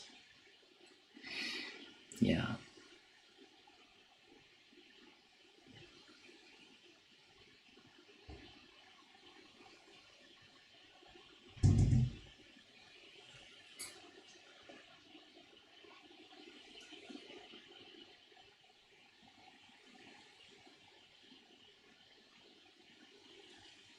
Oh yeah, you too. You feel like droning, yeah.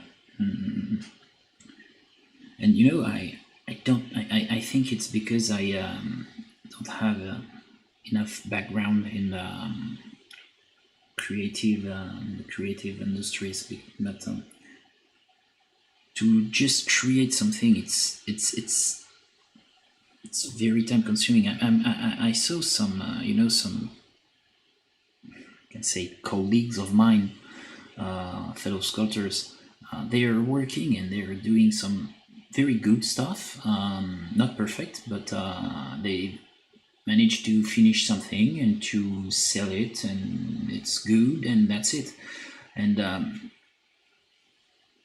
I'm just some kind of. I just feel like I am the George R. Martin of the sculpting, of the the mini sculpting industry, minus the genius part, of course. But this is very, very very strange. I remember in an interview with Stephen King, he just asked the guy, "How can you write that fast?" And this is the same for sculpting. How some people are able to think and to conceptualize things that fast. Because I'm slow, and this is sometimes very frustrating,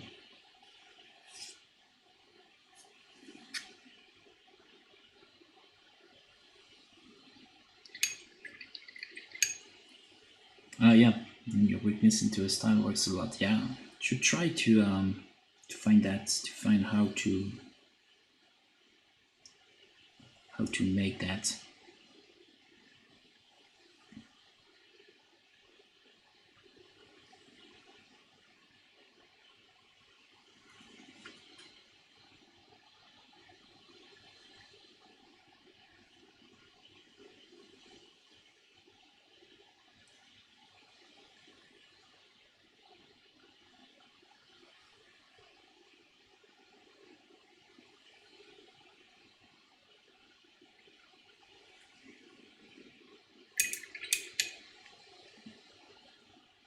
Yeah, people think that it's a genuine choice.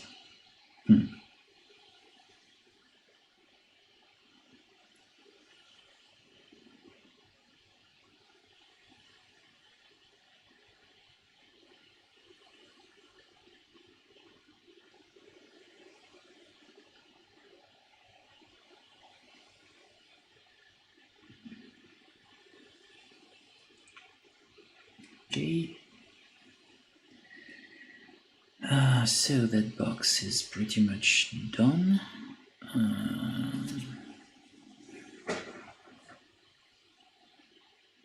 Yeah. Just add some black, and then we'll maybe consider to begin to wrap this thing up, but not right away, but beginning to consider.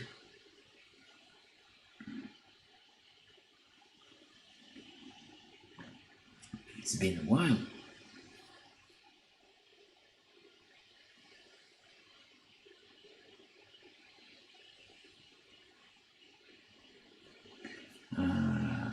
How long?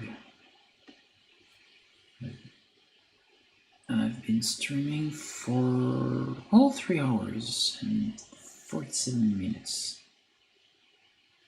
I've done worse. I've done worse. So I'll continue a little. Yeah. You said, Joe, there are some extreme profit people, but most people you know just talk big and have courage to push half their stuff out. And sadly, most people don't even notice. Yeah. Yeah.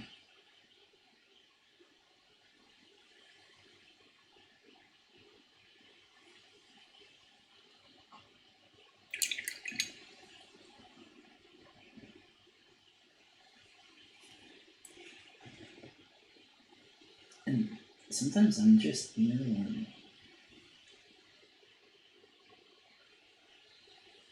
I'm seeing some stuff that are released by some very small brands, and yeah, I'm just thinking, yeah, I think I'm not that bad, and I can do something, and my figures can at least please some customers. It's not perfect, but I have some, I have some qualities in my sculptures. I'm not just, trying to. I'm just thinking, it's not that bad. I'm not making that bad creation, but sometimes I just have this fear to make something that can be considered not deceitful, but not that good,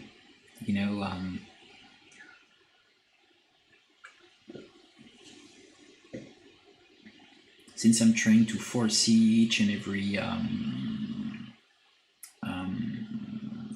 criticism that may be done upon my figures, and that's why I'm maybe over refining stuff. Don't know, but it's I have to say, sometimes it's frustrating as hell for me. Should finish something once and for good, and that's it.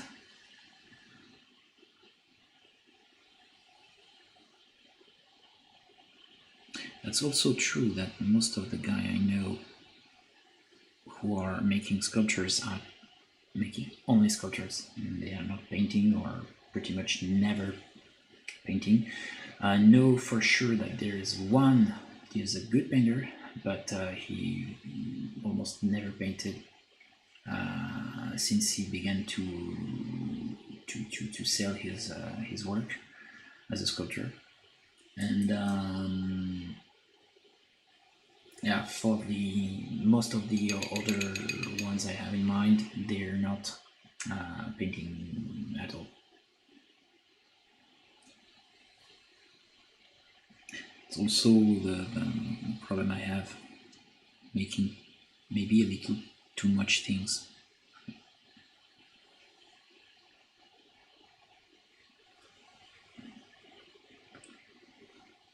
I'm making a mistake here. Let's use that. Yeah.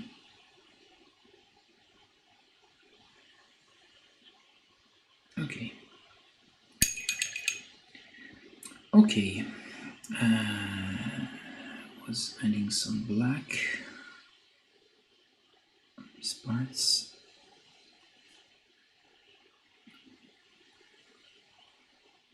Here.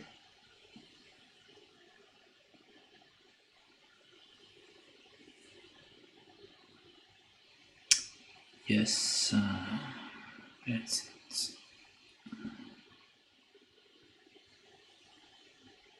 Okay.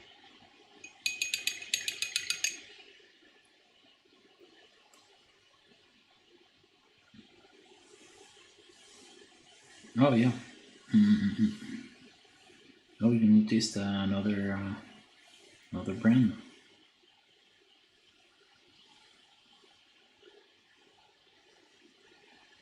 Oh, okay. £6 and €6. Currency, I can't remember what it is. I know that €6 is less, but not knowing what ratio. But yeah.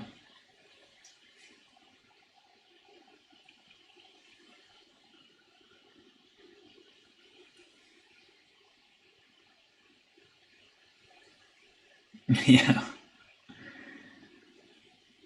You put maybe more attention in the finishings and maybe the accuracy, because you seem to know a lot of stuff when it comes to historical accuracy. So it's a great it's a great argument. It's great. Good point.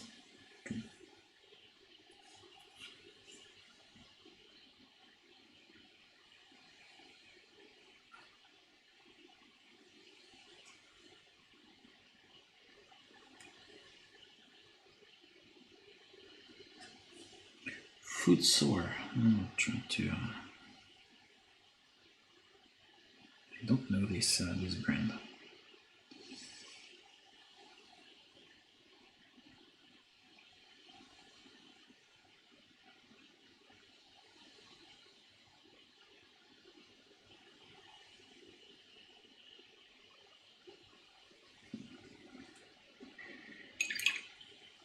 So yeah, better to lesser price.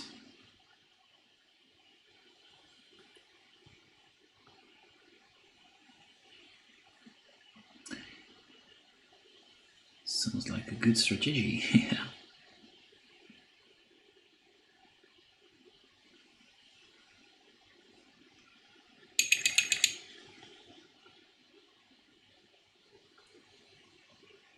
Yeah, yeah, yeah.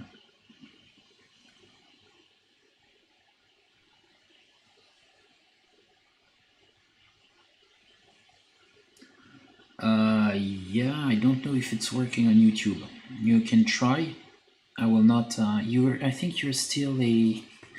I'm sorry. I will see if I can make you a moderator. Yeah, if I'm putting you as a moderator, I think you can. Yeah, you can post. At least try, because if it's not working, it's beyond my reach. But right now you're a moderator, so you can post a gallery of your stuff.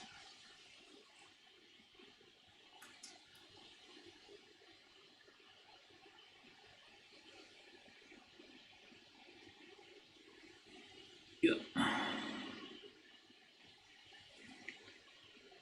No.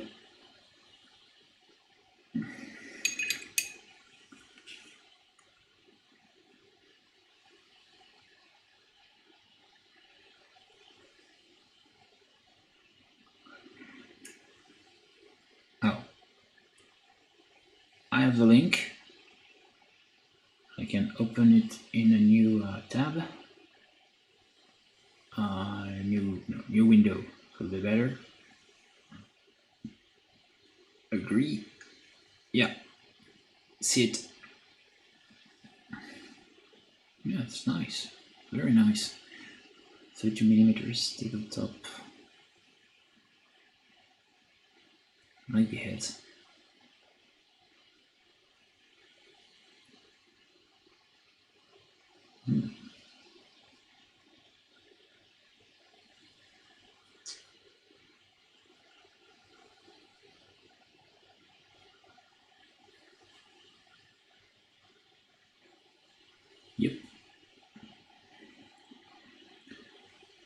you're preparing 10 more minis. Yeah, I should try to advertise. I know a nice, it's a very small but very nice group, Facebook group with, I know that at least some of those guys are very proud to discover new historical and historically accurate brands for wargaming. So I will post that there, saying, "Oh, I know a nice Greek guy making some nice, very nice figures. If you like some hoplites, you can find Talos miniatures." Yeah, yeah, the other reasons. Yeah. Yeah, I remember seeing. I don't know if it was that one, but I saw you show me the greens. I mean, at least some parts. I saw some heads, I think, and some helmets.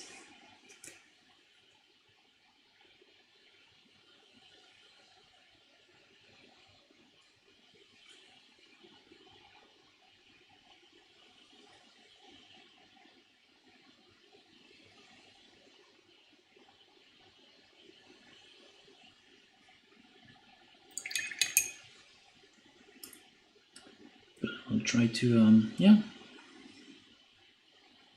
Since I'm kind of active in that group.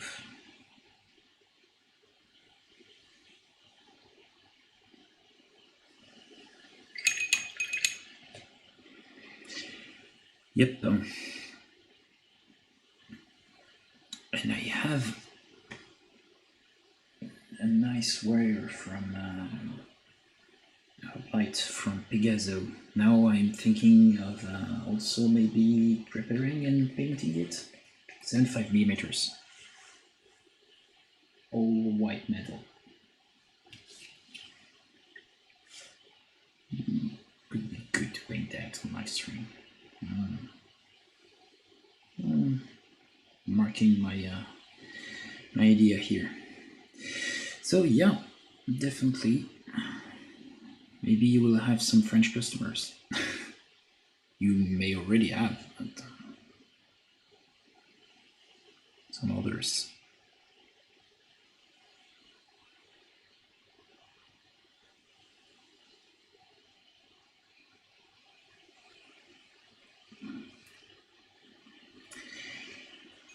Okay. Oh, okay.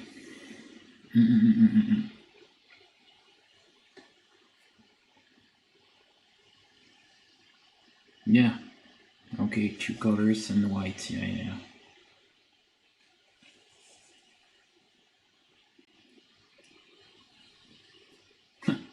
Super cool little logo, by the way.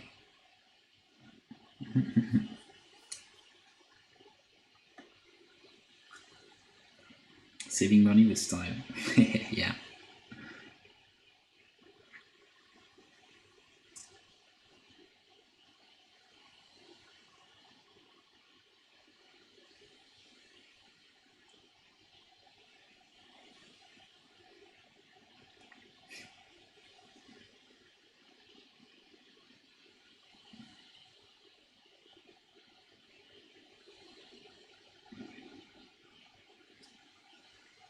Oh, you have Australians, but not French.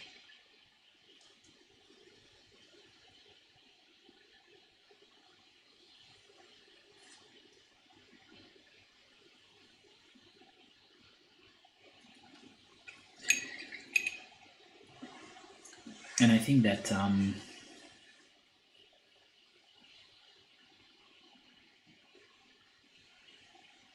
why my chat is blue? Oh, maybe because it's because I made you a moderator, so that's why the chat is all blue.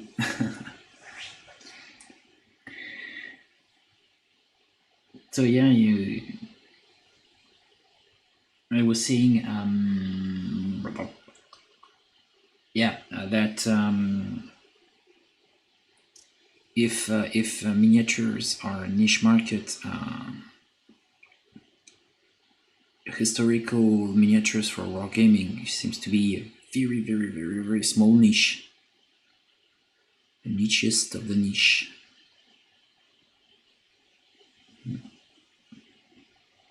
It's a market I don't know at all about, so maybe it's not that of a niche market, but it seems to be very, very, very, very small market with very few people.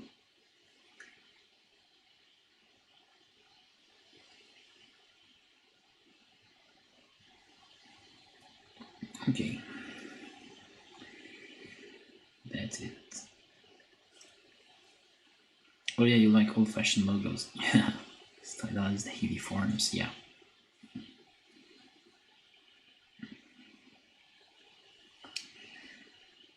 Just add some here, red.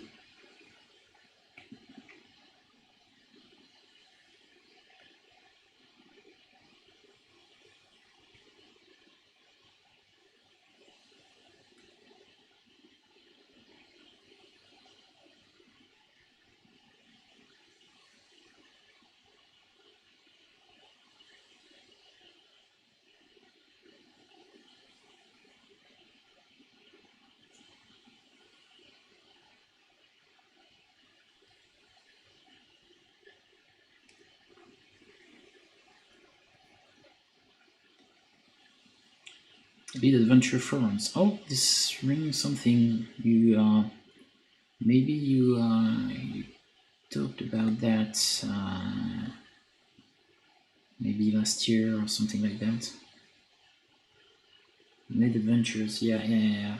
This is ringing. Yeah, I remember something ringing like that. So lead adventures. Yeah, yeah. A lot of people, all kinds of niche there. Okay. Yeah, try to give it a try. I know that I'm on Planet Figures, but I pretty much never posted there. I know that there are a lot of guys interested in busts. Lead adventures. Definitely will try.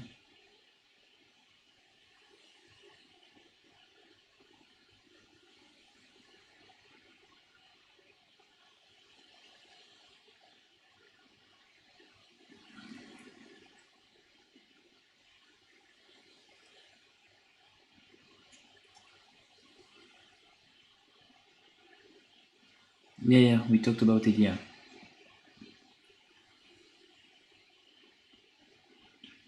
My old brain is still working. That's good to know.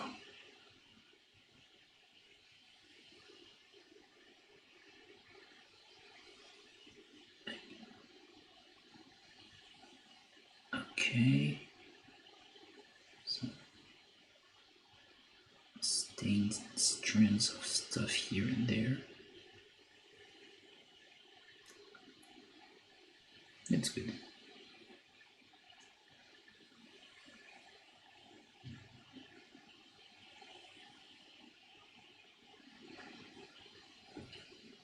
Yeah.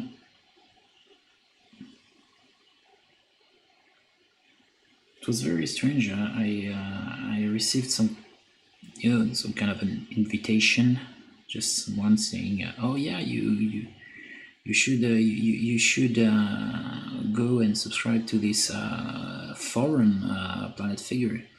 And it was when I posted my first, not my first ever painted bust, but it was my first post in that group called Bust, and with it's Bust A, I think, because there is an arrow base,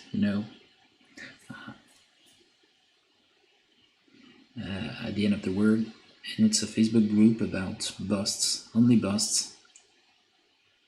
And I think that one of the admin of the group is someone from Planet Figures.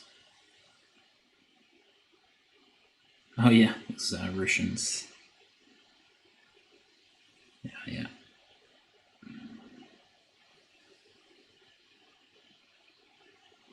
I should revive my Putin paint also because.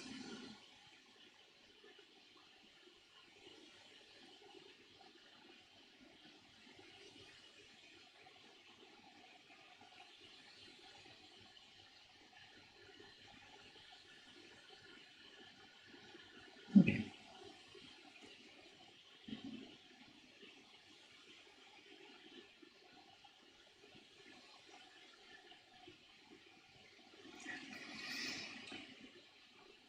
Okay, I think it's not too bad. There, we'll put some of my stains here. Just.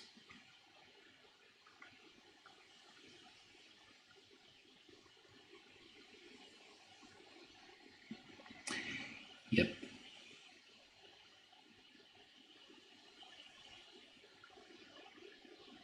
I think I will.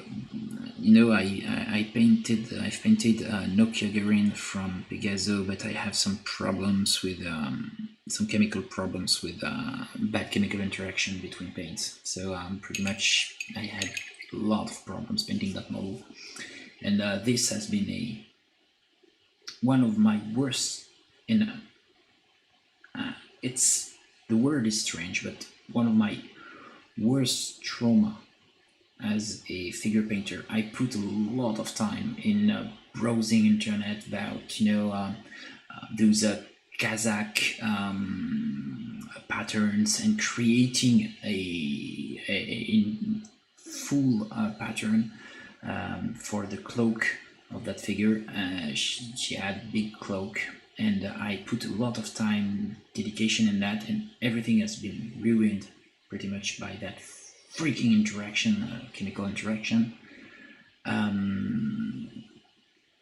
But I think I need a revenge on that figure, and I want to buy another one to make another version, pretty much the same, but with no. I will not use another brand. I will use Vallejo and only Vallejo. And yeah, I think this can be kind of interesting to do that and to show because I love to make some free-handed stuff, and I think this could be a nice way to show and to advertise for my way of painting stuff. No, no. Yeah, so you give me a link, so we'll open a new window here. Mid Adventure Forum. Oh yeah, it's a very old school forum. Adventures, oh, there's a lot of stuff here. Yep. Bazaar of Obscurities. Yeah.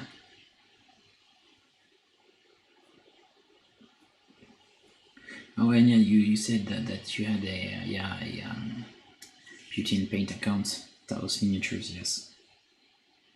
Yeah, PTSD. Almost. It's hours and hours ruined by that. It's something I can't even imagine to feel that again. Freaking hours of work.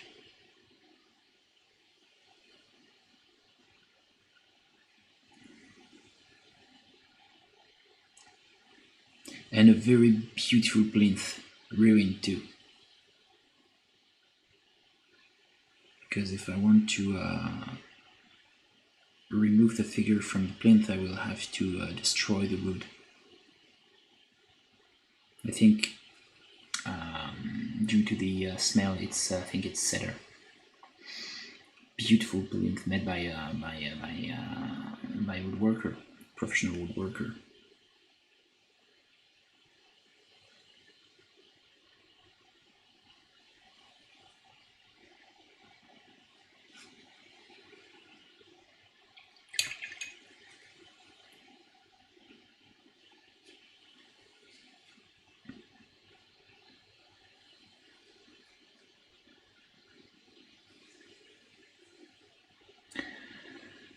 Okay. Oh.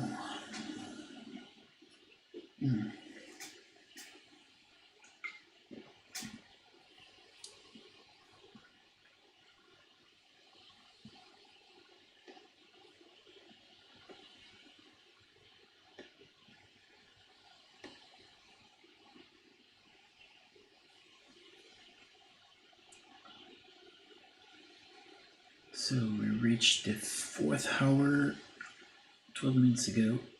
Yeah. I think I will stop for today. Pretty much done with that figure. Everything is just had some few details to add, like this this part here. We need some work, and we need to put some glazes on the texture here.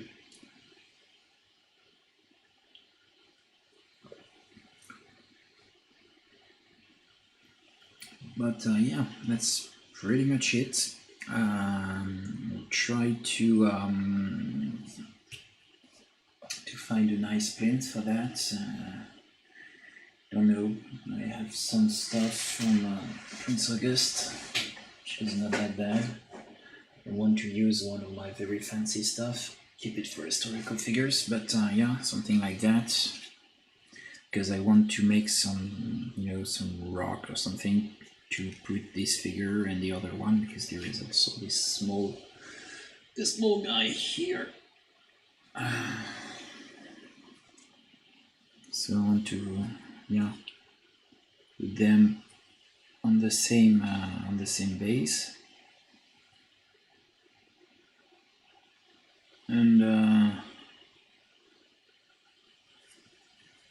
yeah, maybe on that stuff. We'll see.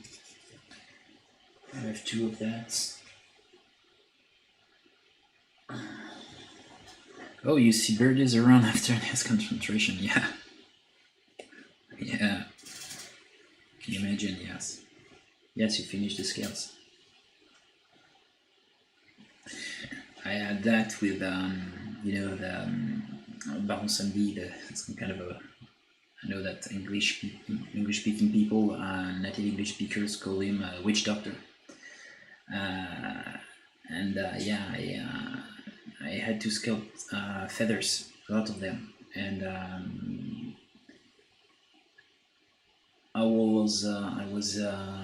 it was tedious AF to do that, so I just went in Discord, and I have some discussion with people while working, so the work just had been done all by itself. Because it was tedious. I hated that, putting feathers, just like sculpting like long leaves, but putting a stem here. I made them perfectly smooth, just to enable people to work with their brush. I don't like to put too much textures. It was tedious to do that. So great. Yeah, great team. Yeah. Glad you managed, and I'm glad I helped you to manage to end this so unbelievably tedious work. Yeah, and I should also consider to paint that. That's great. That's an orc. That's a Paul Bonner stuff. Speaking of bonners, he's giving me a bonner. But yeah, it's a very, very, very, very, very beautiful and very well made figure from a French guy, Benoît Ménard, the first guy to win a Slayer's Sword, I think, in the first French Golden Demon. Yeah, that's his version. Very That's his version. Very, very nice. And I definitely want to paint that stuff, but I prepared it, but I don't know how to paint it. I have almost no idea. But yeah, that's also can be a great great stuff to show. It's a beautiful mini. Also, I have Duke Clan from Tartan Miniatures, and it's a very nice figure, considering also to do on my streams.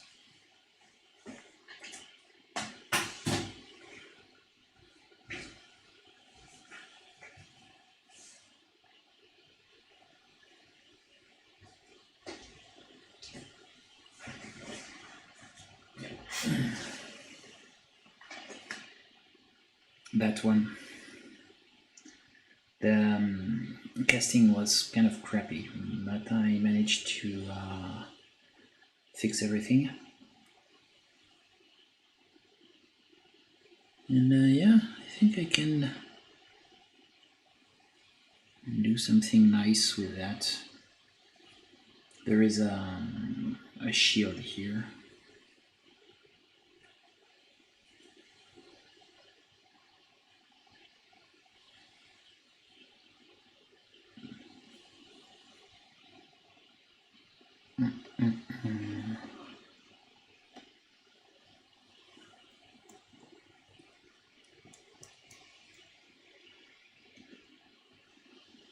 Yeah, maybe I can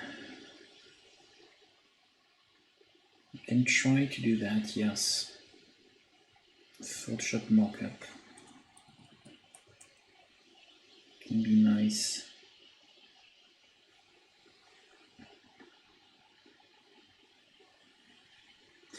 Yes, to try Photoshop, or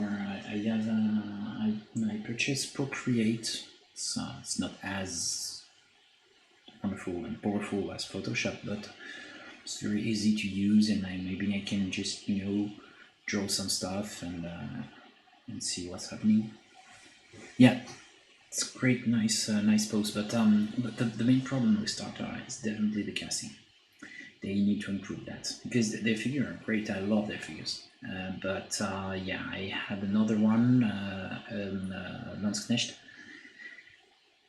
Yeah, it was not that well casted at all, and that one, the Duguay one, was crappy as hell. Very crappy. It's a bummer, because it's a great. It's a very good figure. And there are a lot of great figures like that. There is also another brand called Mercury Models. I know they have some beautiful gladiators, and specifically a wonderful Romeo with a nice, quite big belly. The guy is kind of, kind of fat, and it's, yeah, making sense. And for Leo, this is definitely making sense. Having a very big, bulky guy, not with those big muscles pumped with steroids. No. The guy is kind of still fat and strong, but kind of fat. And I really like that. I heard that it's most likely been the case, that those gladiators would most likely have been a little fat. I don't know if it's true, but it seems that there are some evidence pointing towards this idea. Yeah, casting scrappy. Yeah. Crappy, expensive figures. Yes, expensive figures. Yes, and that's something I really don't like, and that's why I love Young Miniatures, for example, because the casting is borderline perfect. I love their figures. they're pricey. They're very pricey. I wanted to buy one of their Centurion. They made a wonderful and historically accurate bust of a Centurion, but they call it Optio. Don't know why. It's not an Optio, but it's really good, accurate Centurion with a nice, nice but quite old now artwork by Kurkaneth. And yeah, I think I can maybe I can try to do better on that one.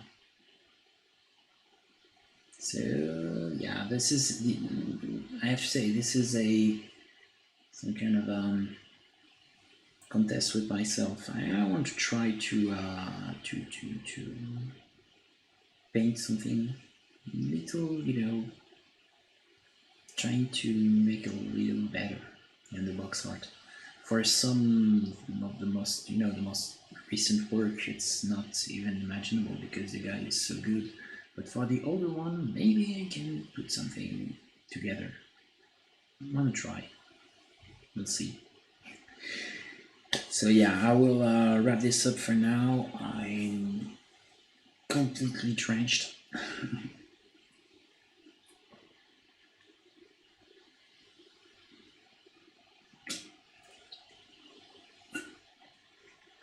And completely rinsed, used, drained, not drenched, drained. Oh yeah, you wish you have time to make some illustrations. Yeah, that could be great. Like something like concept art, but made after the sculpting. Yeah. Maybe I will. I'll try also. I should try to draw my stuff. It's very strange because I'm never drawing what I sculpted, and vice versa. Should try. Maybe if I draw my punk girl or my witch doctor, could be nice, and a good selling point also for the box. Making the illustration and showing displaying the figure just in front of that illustration. Voilà. So yeah. Anyway, so I'm very yeah, like paintings. Yes, exactly. So.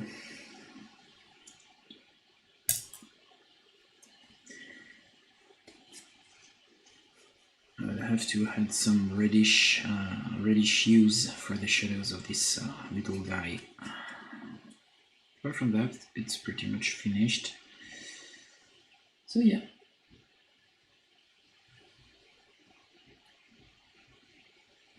Here we are, Gorzag, Gitstompa, and Nikit, the small Gretchen. Making a nice stuff. So yeah, thanks for watching, and now we'll wrap this up for good.